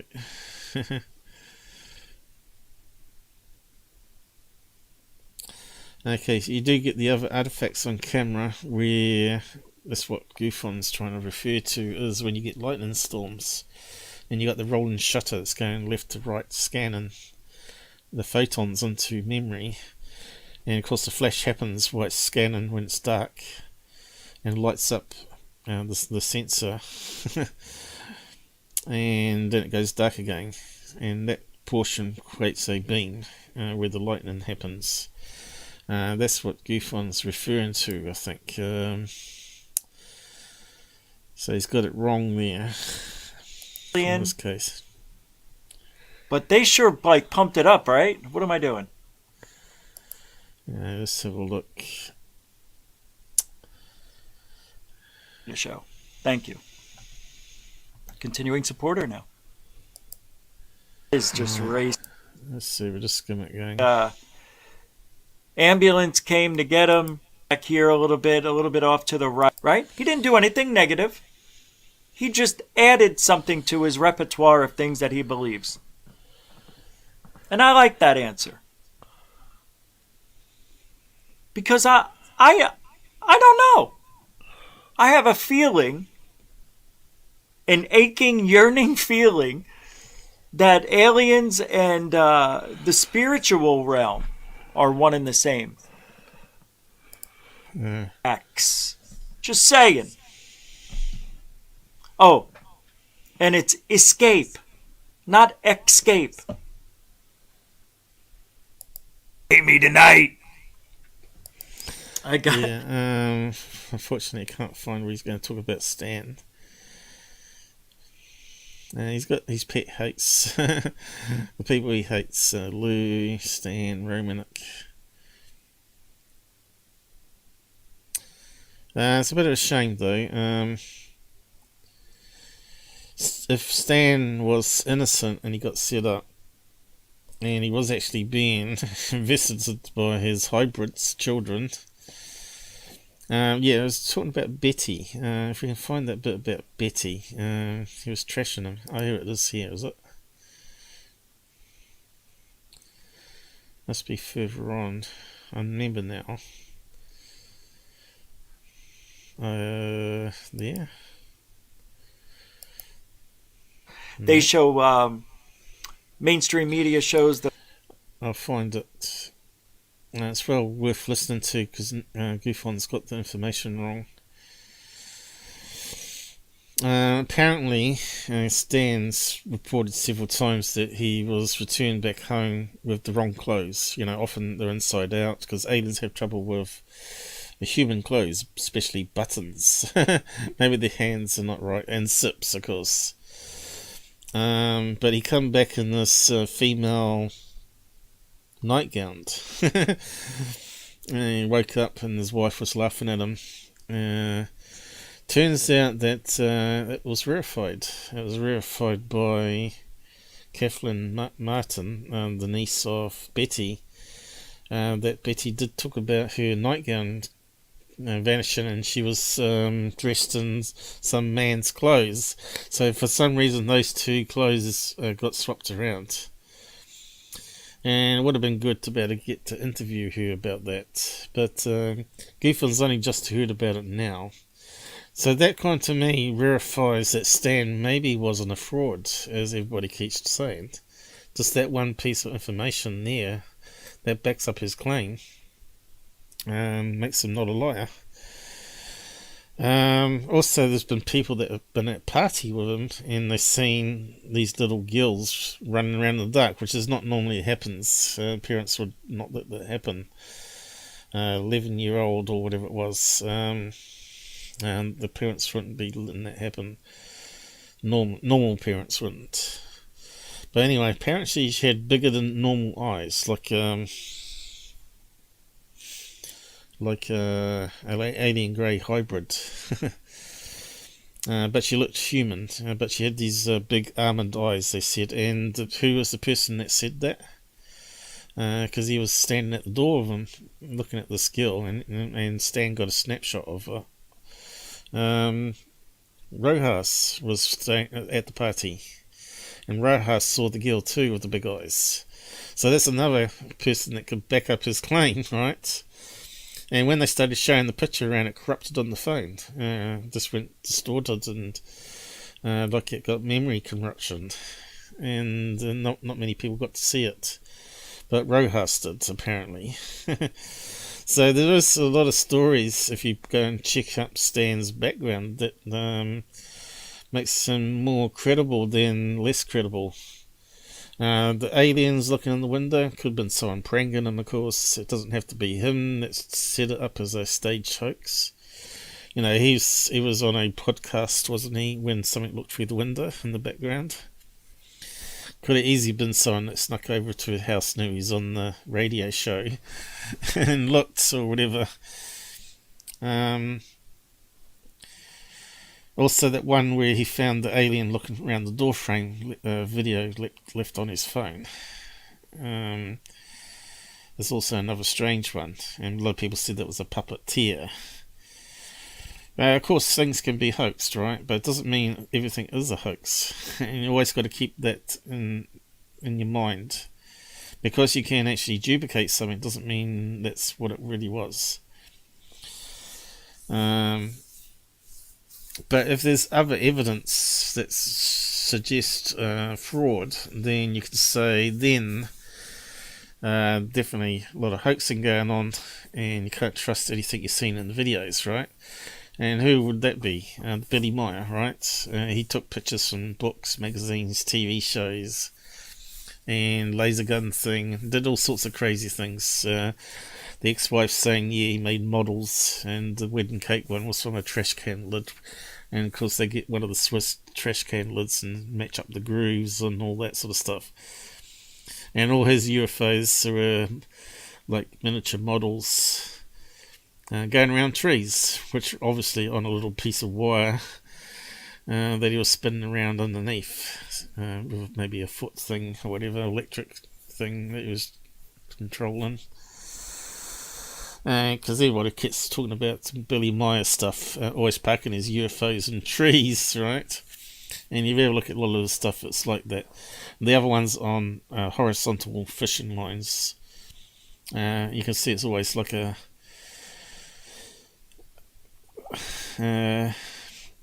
far away and grainy video that you're not going to see fishing wire, even if it reflected some sunlight, because the video quality back then was so poor. HD video, you might just see it as well, but they've duplicated his stuff. So yeah, always got to be critical thinking. And what do we got here popping up? Scott Manley. That's great, but sometimes too bit optimistic. Thinking off the video about the spin launcher. Yeah, not too sure. Oh, we got Plex. How's it going, Plex? Wonder when you're going to join us.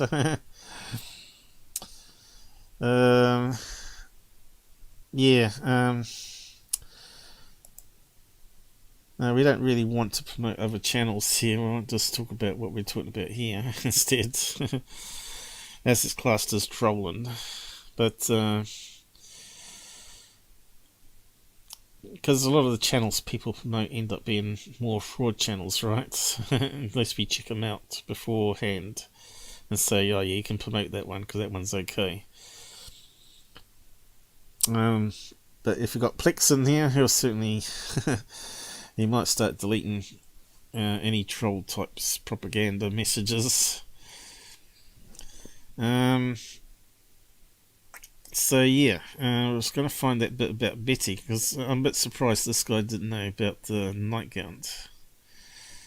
I thought everybody knew about Stan. Oh, here we go. That's the one. Browse. Third phase. So this is where Stan lost credibility by showing up on third phase. As far as I'm concerned, that's where obviously he was trying to push his stuff to make more money, right? And that's when people start losing credibility in my book. But yeah, back then when he was younger, you think he'd be more wise to thinking, yeah, we know they're fraudsters and doing CGI stuff, why should I go on there and ruin my credibility? So, well, you can say, what the hell were you thinking? But anyway, let's just have a look, listen. That's how role-playing alien sexual What the hell's he on deviation. I'll just give him. He's an idiot, I tell you. That's my business. Stop making the wrong clothing. My wife thinks this is the funniest damn thing. True story. Surely third phase wouldn't have recorded such bad audio as that. It doesn't make any sense. You can see. Now, for those of you who have never been here before, I like to analyze people's body language.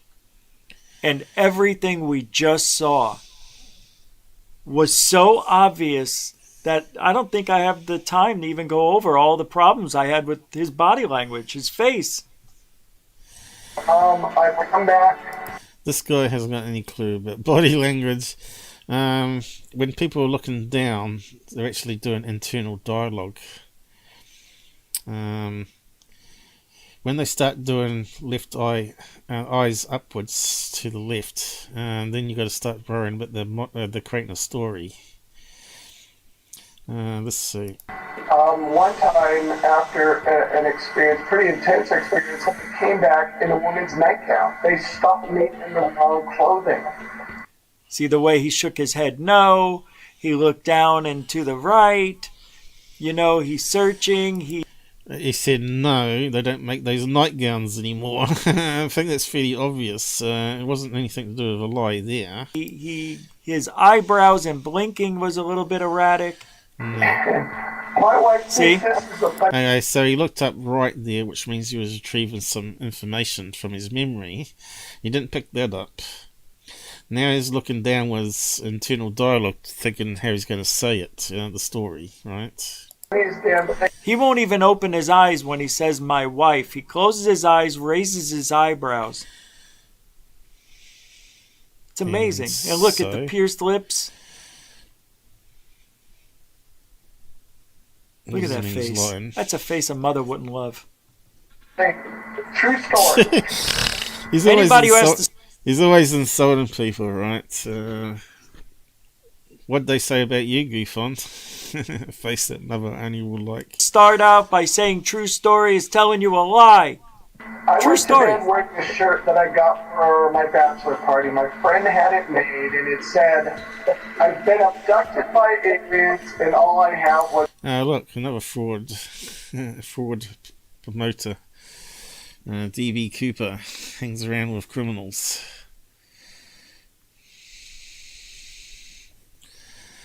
Now, he did get some really funny, crazy phone calls, I must admit, which kind of suggests maybe someone's doing a prank on him. Everybody said he was faking it, or trying to scare him. All I got was this lousy T-shirt. I went to bed with that shirt on. I woke up in... But remember, he did say that he was being threatened and to fake some things with his life on the air. And he did. Else they would have been releasing more, putting threats against his family. They said there's going to be accidents happening to his wife or whatever. Do you take that seriously or not? Or do you just go along and just make something up and then later on admit that you faked it, you know? Come clean on it, which is what he did. So, yeah. I think maybe he embellished some things as well. Because obviously they were trying to lift off his documentaries and stuff, weren't they? Woman's nightgown, and that shirt was missing. And so, whoever ended up with that, could you imagine being taken and, you know, they put the wrong clothes on and you get that shirt, you wake up next to your husband and you have some guy's shirt that says that? You can't tell me they don't have a sense of humor. Stan, how can he get your evidence to the U.S. government and... So apparently GUFON didn't know that story about getting Betty's nightgowns. The thing is, later came out that Betty was still being abducted. It wasn't just that one case in the car. She admitted that like through Kathleen Martin that there were more visits that people don't know about, and one of them was that dressing gown part of it.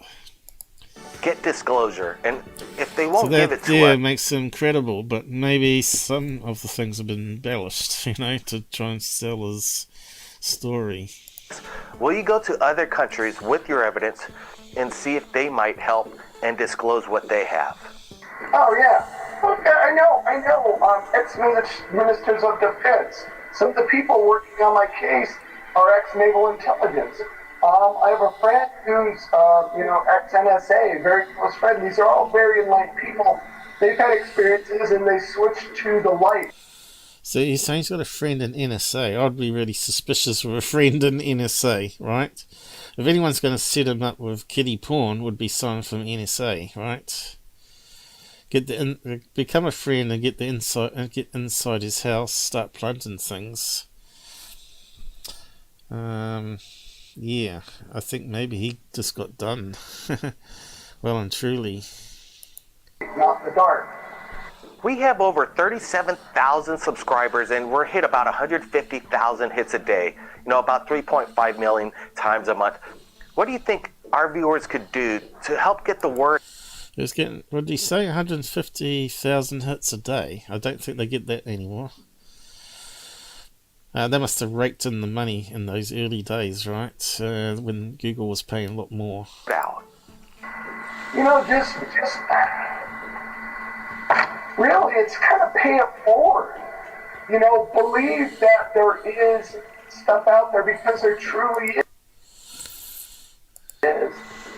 Whoever these guys, you gotta understand the government, the secret government. I don't think it's necessarily the government. I'm gonna say maybe a secret government. They have a vested interest in keeping this quiet because if we find out the truth. So if he hasn't looked left, you know, left looking, he's actually looking up into memory there. To me, it's coming across credible. Then they lose power. Then they don't matter anymore. Honestly, knowing that we are not the. Now you compare this interview with Tyler Clockner's interviews, where he was set up by the police and Men in Black, and his eyes are going left and right, left and right, left and right, and looking up left, and he's got a little smirk on his face. That's a ridiculous statement. The most ridiculous of ridiculous you could think. The Army, the Navy, the Air Force, the Marines, Space Force, and Secret Ops, and Black Ops, and Black Budget Projects, and yada, yada, yada. They're all still needed. Those will be the ones that'll be helping the transition if there's disclosure. Those people will work alongside them and make sure. Where did you say you didn't know back about and Betty? forth like that. But this one was leaning like one way, but of GUFON and at least in my be helping the transition if there's disclosure. Now they're not. Now they're going to give it to. I don't think a UFO would need to do that. I don't know. I think he cut it out. Where he's laughing about it. Where is it gone to? I don't know. He never lied to us before. So you really think he saw that thing? I don't know. You think he would lie about that? He's never lied before. I just said that. I know. What's up, Mortimer? Good to see you here. Sleepy Rain. And the bit where he's going on about Betty. Where's that disappeared to? Did you know he and I got an email to be on the Oprah Winfrey show. And Stan Romanek was also to be on the show. So when I found out that it was in the email they sent us. God forbid of who was going to be with us and all that. Potential guests. And I wrote back and I said, oh, I'd love to come on. Just let me know when and where. And they wised up. I said, but this Stan Romanek guy you shouldn't have on. And then I told them why. And they didn't invite me. But I think he did have that interview with Oprah. I don't know. I don't remember seeing one. I'm not sure. I could have sworn I've seen it. I've seen them talking about it, just one-on-one, you know? I think he's thinking of Golf Breeze. Not on the couch or anything, just like in chairs. That's how I've seen it. It's weird. There's something else about this guy. Well, Stan Romanek, I thought maybe we would see some of his sightings in this interview, but we don't. I wanted to show you some. Let me see if there are any other on Third Phase's site here, because they did a few interviews with them. Here's another one. This is an interview. Let's see. Oh, wait. Not been followed by. Yeah, here it is. Here it is. Look how old. This is 10 years old. Have these beans actually given you a glimpse? Beans? Beans? Beans, he said. I want to see the sighting. I'm joking, Blake. Here we go. It's really hard finding the stuff when you're skimming, isn't it? This is fun to look back. I don't remember all this stuff. Things here with multiple agendas. You know, people wonder, why do some people have very nice... Can wait a second. Hold on a second. Hold on a second. Hold on. See, or YouTube's human beings. Fast The human forward, body. It really sucks. Really sucks. Human doesn't mean we are just from this planet. I saw an interesting... Wait a second. Hold on a second. Hold on.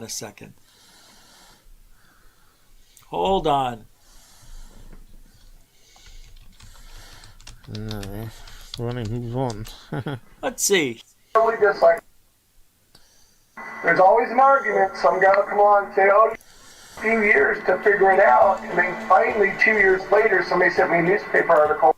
There's always an argument. Some guy will come on and say, oh, you copied that off the internet.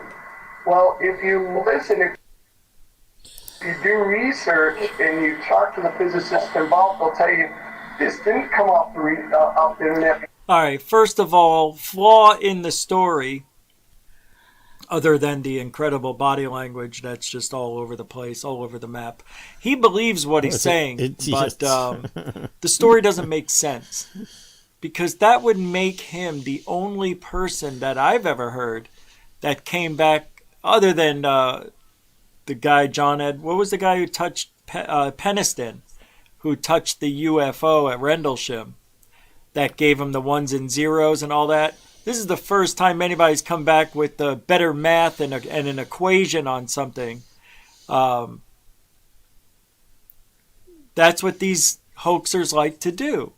They like to come back with something that nobody's ever said. Nobody's ever tried to prove. He wrote these equations down. But I think it was...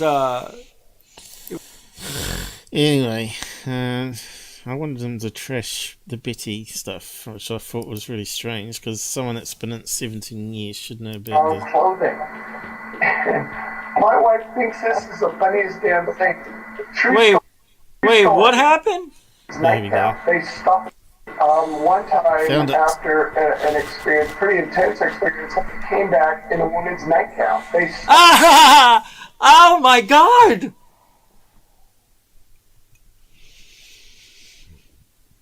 He came back in a woman's nightgown. A woman's nightgown. So why would it be a stretch to say that he came back in Betty Hill's nightgown? Aliens and time travel, and you never know. Maybe Betty Hill has a clone. Because he explained it before she was asked what colour it was and all that, and it was matching. Plus there was a stain on it or something. If you watch the full interview revealing it. Found her. She just rolled it up and just... Ow! Thank you. Continuing. No, a new supporter of GUFON. Thank you very much. Appreciate that. Mucho gusto generoso. Oh my God. So it seems to me that he hasn't really researched the guy before trashing him. He did. He got caught cross-dressing in public. He was running around outside in a dress. Hey, whatever you do behind closed doors, that's fine. I don't care. But once you bring it out in public, that's my business. Stop making the wrong clothing. My wife thinks this is the funniest damn thing. True story. You can see. Now, for those of you who have never been here before, I like to analyze people's body language. Okay, we must have missed it before. And everything we just saw. Okay, it's just looking down. That's all. Internal dialogue. Anyway, we've been through that. Was there anything else? I think we got most of it on that one. A lot of misinformation there. Like I said, I like to be a bit balanced on things, you know. Was Stan 100% truthful? Probably not. He was on third phase after all. But a lot of stories of other people also seeing it with him does back up his claim. So, would the government want to silence him? Would greater power want to silence him about being visited by aliens and bringing out more people to videotape him that's passing over his house? Sure, they wouldn't want that. But anyway, So what do we got on the side chat here? I'll just catch up. I can't quite read it. The thing is, you get to see the big overlay. I don't get to see it. Let's see. That micro expressions, yep, analysis is so difficult. Yes, it is, and often pretty subjective. That's right. So where he's seen lion, I see someone telling a story and also retrieving some facts from his memory as he's telling the story. But GUFON sees otherwise, right?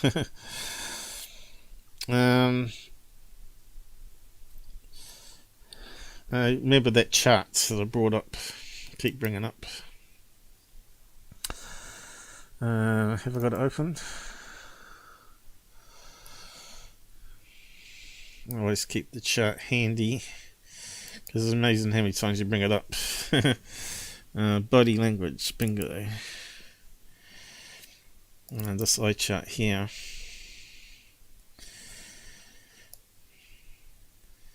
Okay, so there's no looking downwards, right? Most of the time it's looking downwards, but it hasn't got that one on there. But if they look over slightly here, they're making up feelings, which I didn't see. He did actually look up here, remembering. That one's meant to be remembering sounds, if we look that direction. And of course it depends if they're right or left-handed, which means you have to switch it around, because the brain is different with the micro expressions and all that. And if they're looking up here all the time, they're constructing stuff, fabricating on the fly, like. But if you're looking downwards, it's internal dialogue, you're thinking of what to say. So they've lifted that one off the chart here. Most of the time he's looking down. Which I think if you have a look at enough interviews, a lot of people do look downwards when they're trying to reclaim a story that they're thinking of.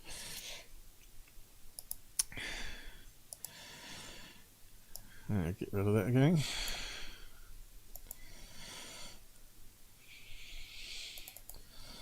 That's called NLP, by the way, Neuro-Linguistic Programming. Yeah, that was Marilyn Monroe.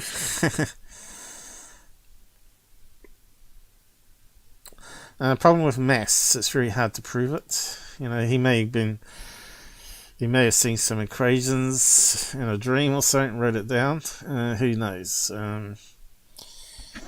You can make up anything, can't you? And so that's the equation for opening the portal or whatever. You got no way of proving it. So, but he doesn't look like he's a clever enough man to memorize stuff that they'd be putting into his head. He hasn't got any degrees, as far as I know. So there's lots of things that question him. Here we go for time anyway. And like I said, it's going to be a lazy, slow one. Because I like to get my feelings down about what's being said. So we're up to 2 hours already. My tongue's getting a bit sore, but we'll wrap up in a minute.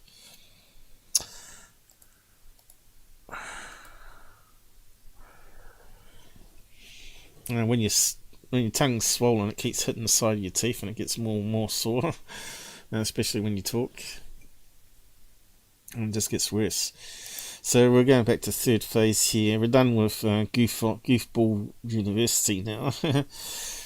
Hopefully you understood all the errors there I pointed out that he was explaining. And you got to remember he got like $100 donation for that episode there. So hopefully they're not tipping him based on his knowledge because it's false. So what's this one? We've got a little speck. Isn't this the one with the blimp going down California Valley? Isn't it an old one? Maybe not. Whereabouts is it? I suppose we're not going to find out. Being third phase.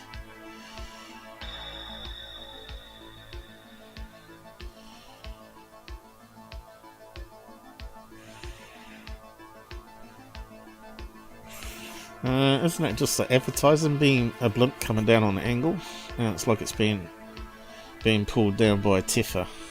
So here we go again, a broad daylight sighting of what looks to be some kind of disc-shaped object. Could it be simply a balloon just directly? Yes, that's advertising a possibility.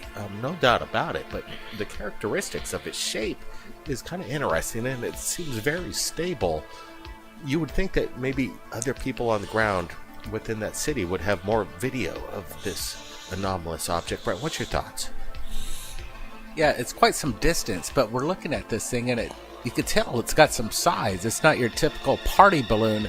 This thing's, I would say, probably about 30 to 40 feet, size of maybe a truck, a cement truck. So this thing's pretty massive. Here's a good close-up of it right there.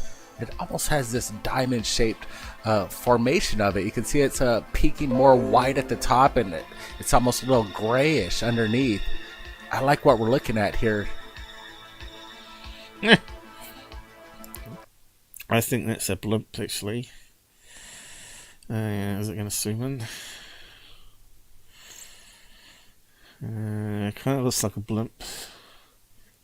Advertising blimp, I reckon. It's probably got some writing on it, but we can't see it.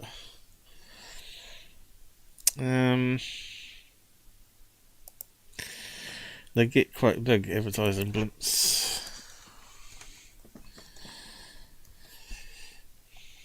Advertising balloon, just put in. Oh, I forgot about the zoom level I had on. Yeah, whereabouts are we? Yo, there we go. And that's one thing the other channels don't have. They don't have a magnifier like I use. I could go down to pixel level almost. Wish I had a better keyboard though. I might try hook up a Bluetooth one. Then I could put it more over this way and easier to type. There's always things to do, improve. Like I said, I think I'm pushing the right key, but I'm not. I N. Alright, still got it wrong. Advertising. I just hate this MSI keyboard. I really do. Now, we used to be able to use your voice and type it in like you can on the phone. But it stopped working on Brave. Google sabotaged them. I might just try it again sometime. I'll give it a try, I think. There we go. So, they get quite big and crazy shaped.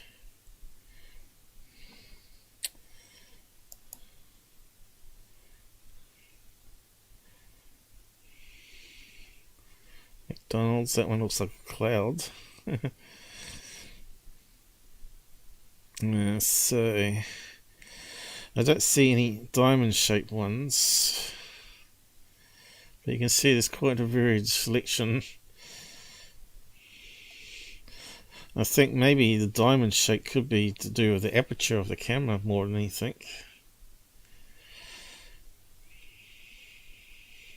One that's shaped like a plane. Let's see if the speech thing will work now. I've updated it since, haven't I? Where's the speech thing? Got a camera.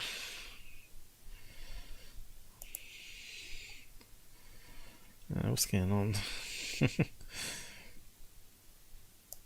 I thought I saw the speaker thing before.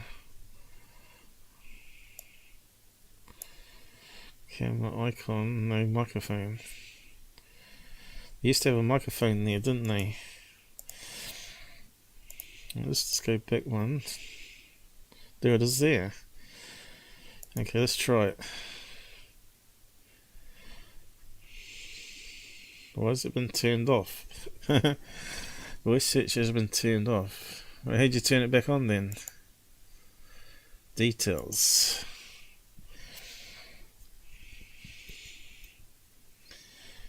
Okay. Change the site's camera microphone.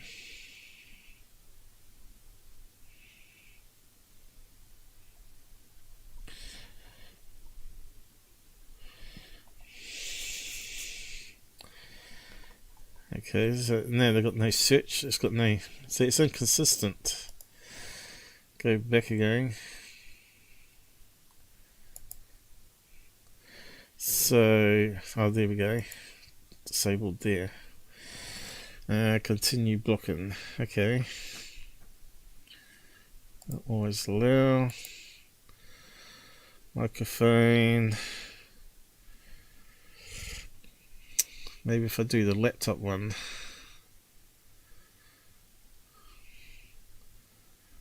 That should always be enabled then. Let's try that. Might save me typing. Hey? I didn't say anything. Advertising balloon. Hey, did it. Now let's try this. Advertising balloon diamond shape. Almost. Blue diamond shape. I suppose if I go to images I lose the microphone, do I? Yeah, it goes. Oh, that's useless. Come on Google, you should be able to do better than this coding. Diamond shaped balloon. And there is one. It saves a lot of typing hassle, doesn't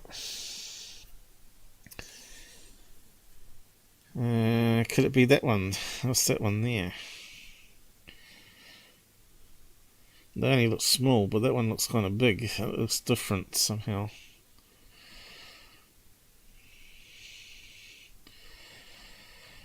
So I don't think it's diamond shape then. Pillow shape maybe. But yeah, advertising balloon. Again, we have to go back one. Advertising balloon, pillow shape. Right. What's it doing? What the hell is it doing? Picking up some spirit voice. Police shape. Pillow shape, advertising balloon. Eh? Doesn't recognize pillow. Pillow shaped advertising balloon. Yeah, there we go. No, got it wrong. Will it edit on the end? No. So even that's a problematic, isn't it? Doesn't understand Kiwi very well. Kissing it. Pillow advertising balloon. No. Doesn't seem to give you enough time, does it? Pillow advertising balloon. Maybe you have to talk slower. Ah, there we go. Maybe there's a trick to it. Talk slowly like it's a kid. Okay. Well, these are pillows for sure. But I don't think it's any of those. What do you reckon? Polygonal. Yeah, it's possible. We could try that one. Polygonal. Oh, I can't even say it. My tongue's swollen. Polygonal. Polygonal. Polygonal. Polygonal. No, we're not going to get it. We have to type that one. Polygon it got. Polygonal. Add balloon.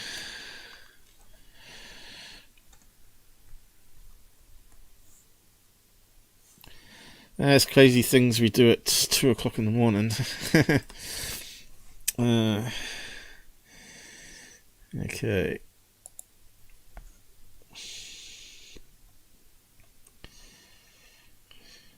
yeah. It's even less there, isn't it?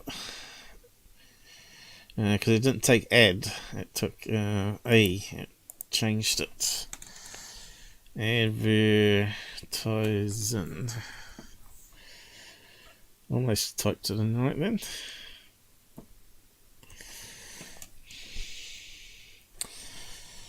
Miniature one.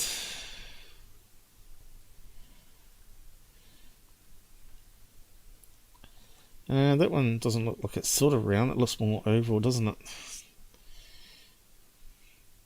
There's a blimp shape again. I still think it's a blimp. Looking towards us as it being pulled down. Something like this one here. But anyway, that's the kind of crap footage that we get to look at.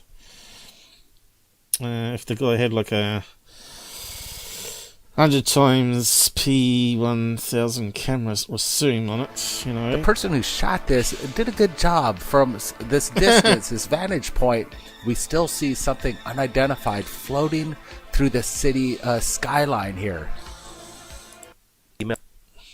Anyway, is in the description, so that's guys, all they did. Okay.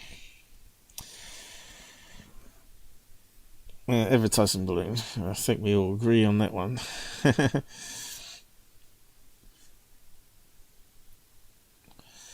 Yeah, you can't tell how far away that triangulation is, and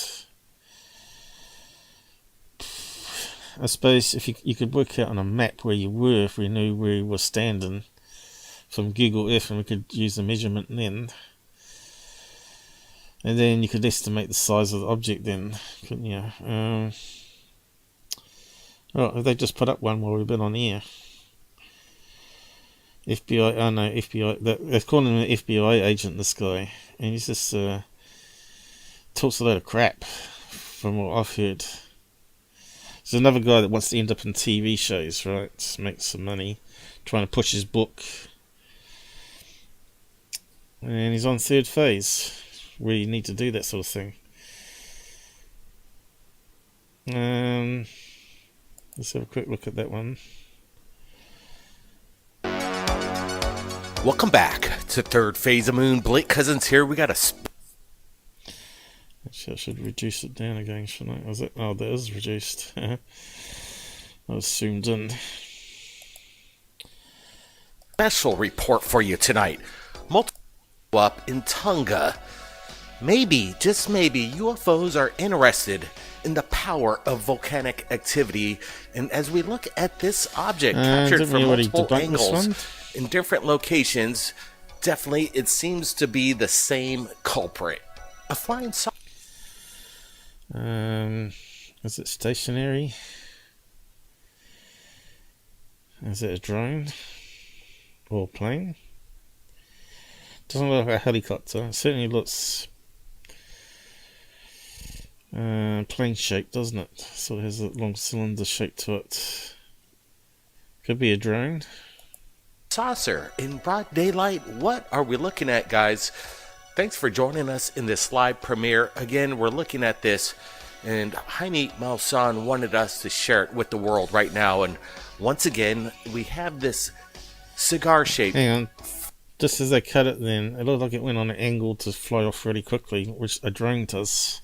Flying disc-shaped object totally take a dive at tremendous speeds here. Look. See, now it's on an angle. Look at this. That's what you do with a drone, isn't it?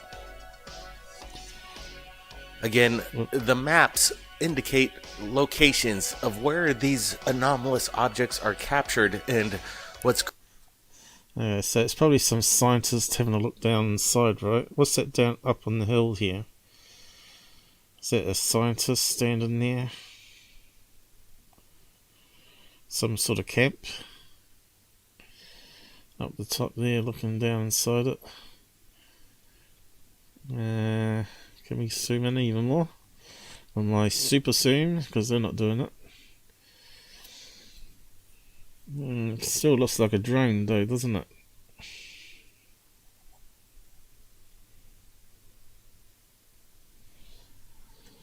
crazy is that this isn't a practical drone, in my opinion. This is something bizarre, and if it were some kind of balloon, they don't just descend at that kind of rate of speed. This is incredible stuff here.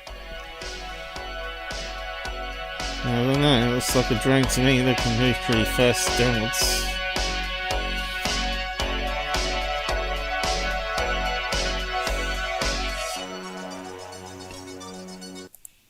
This volcano, an active volcano. And this was captured earlier this week in Alberta, Canada.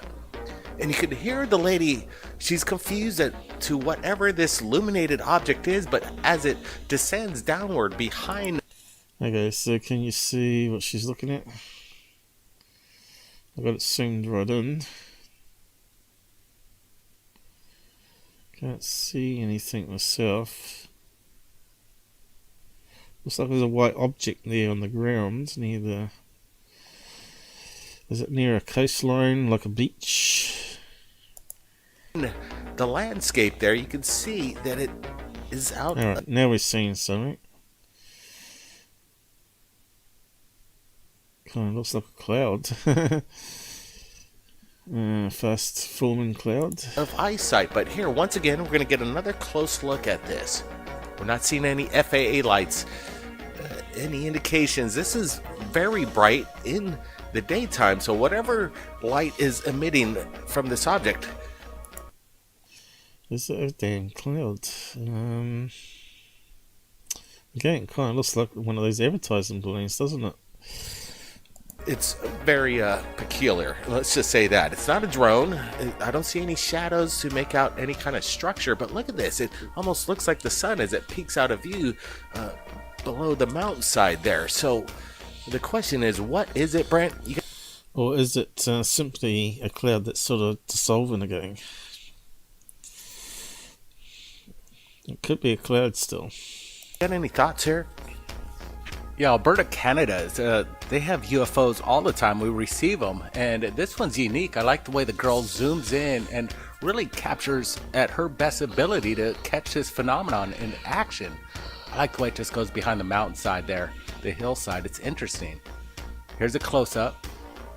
Look at it pulsate. It's kind of weird. Notice it just descends slowly and just kind of does a little peekaboo behind the hillside there. Watch this. Why is she moving up and down so much? That doesn't make any sense. There it goes. Yeah, Blake, I'm ruling out that this is a drone or oncoming plane looking directly at you, shining their headlights. This is something else. We've seen orbs, luminescent orbs from around the world, and this is a really good capture from Alberta, Canada. And some people might just dismiss this as a reflection or CGI. In my opinion, this is authentic video, and I'm going to roll that out 100%. The question is, what is it? And looking at the landscape, it is a perfect, picturesque spot for a UFO sighting. You would think that when you're out in the desert in Arizona or no shadow out in these regions where not many people are around, sometimes that's when these UFOs appear because maybe that's their hangout spot. And as it descends behind the hill, that looks like maybe the sea. It's trying to get out of view from the camera. Maybe it's aware that it's being filmed, but look at this. So if the sea's behind this hill here, could it be a fishing kite? Or a fishing balloon, I should say. Again, landscape. I don't see any kind of indication of an airport around. And when did she start filming from, though?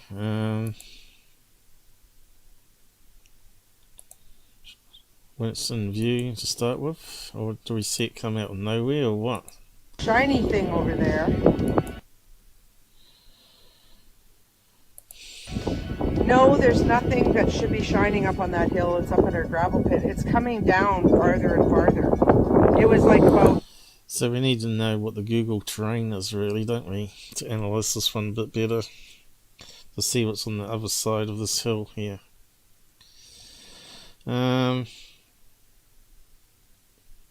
You know, it could be one of those, what do you call it, surfing kites, where they go along the water. And we're seeing it on the angle there, where it's like a tear shape. It depends what's on that side of the hill there. So for now, we'll just have to leave that one open. But I don't think it's UFO. Anyway, better wrap up now anyway. You leaving us? That's okay. I'm just going to wrap up. As a straight saying, have to go offline now. I wish you a nice day. Okay, good night, and thanks for that. So yeah, that one is a wee bit strange. This one kind of looks like car headlights. Reflection in the window, is it? Let's have a look. Oh look, it's going dark.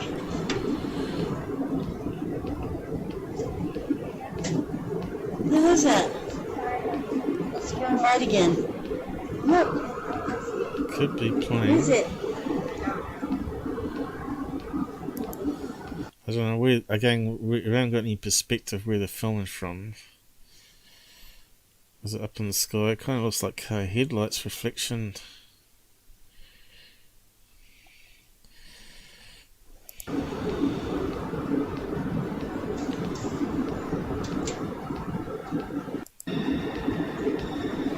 Is it being filmed from a plane or what? Looks like they might be in a plane, is it? Looking down. So it could be solar panels even. I don't know. Trippy, now it's only one light, babe. Look. Now it's only one light. It's in a plane. There you go. So we're looking through a window, now we know, in a plane. It's gone now. Often you get these solar panels on the ground that reflect straight up the bright lights, and depending on the angle of the plane, you get to see them, then they gradually fade as it turns. It depends where they are. Over California, they often see these solar things. Las Vegas and places like that.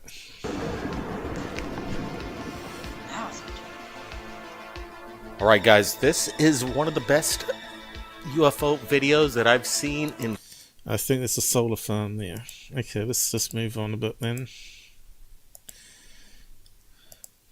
And just moving the camera up and down. It's one of the best footages you've seen. Okay, what have we got here? Of the video. It didn't last very long. She struggles to get a good look at this disc-shaped object as it descends rapidly, but I managed to grab some parts of the video and get a closer look. At first I thought it was maybe just a balloon just drifting. Okay, it's on an angle that you get for drones. But now as I look at it closer, you can almost see the disc dome shape. Yeah. Not sure if it's a UFO or a balloon at this stage. Object reveal itself in pretty good clarity there. Metallic in nature as well. Brent, what's your thoughts here? Yeah, it's your classic disc right there. Definitely, I saw the metal. That was a good close-up right there. I noticed as it falls, it's not wobbling like a balloon. It seems more like a controlled descent. This is very cool. I want to see that close-up again. This is great. Let's look at it, and look how it just kind of gets aware of itself. It kind of flattens out. And it also looks like it deformed, which is typical of a balloon, isn't it? Definitely, you see that metal sheen on top of it. Kind of looks like a black balloon to me, and the sunlight reflecting off. Even though this was just a short capture, there's a lot of evidence.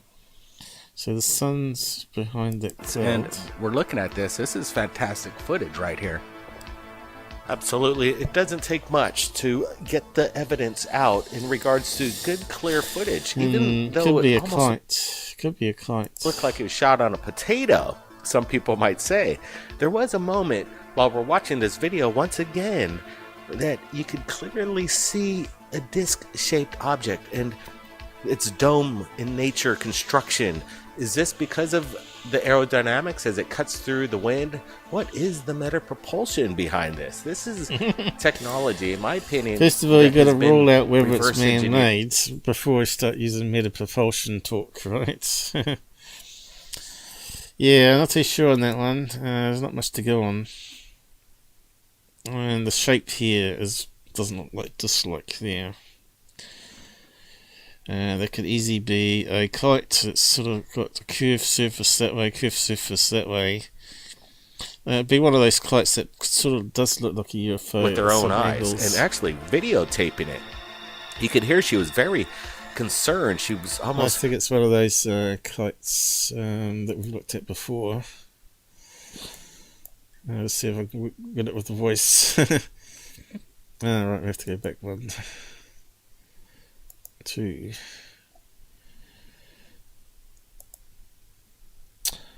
Kite. No. That means I swore. Kite. Listen. Kite. No. Stop. Let's see. UFO kite. That's it. No. No, it's not very good at listening. UFO kite. Gotta talk slowly. No, it's too slow then. UFO kite. No. Kite UFO. Hey, that worked. Let's see what comes up. Don't think it's that one. But they definitely look like UFOs. Could it be something like that someone's flying? Oregon kite makers.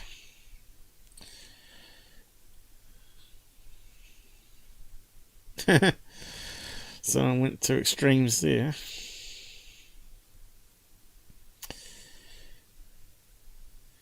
That wasn't the ones I was thinking of though. But it just shows what could be done. That looks like a homemade one there, doesn't it? Fly that around, create a few fake videos.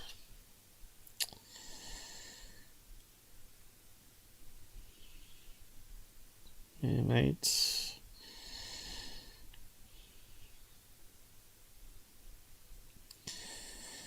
So yeah, unless we saw that UFO shoot off vertically, we could rule out kite then. But sort of do with enough information, location. But some of these do look like UFOs, right? And they're fairly big too. Look how big that one is. Another one there.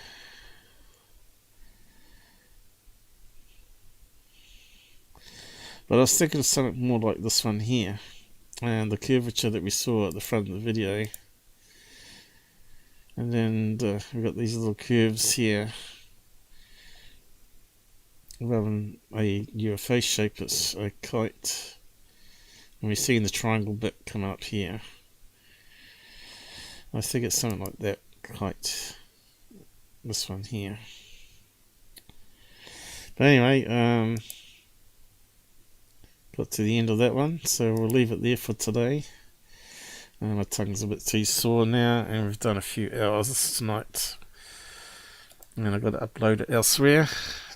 Coming up to 2 hours 40. So I'll say good night now. And hopefully you enjoyed what we did. And do not join GUFON or GOOFBALL University. They're being misled up the garden path. Okay. End credits.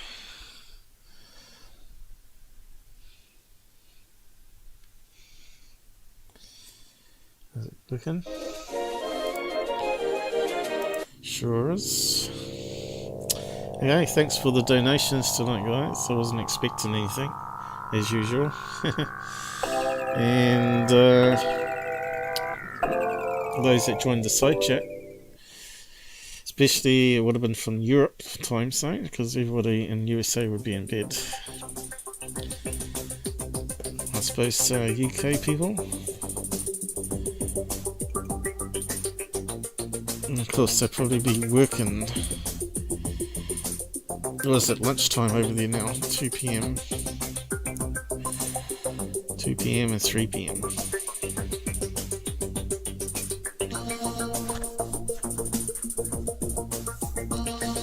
Yeah, just clicking on that now.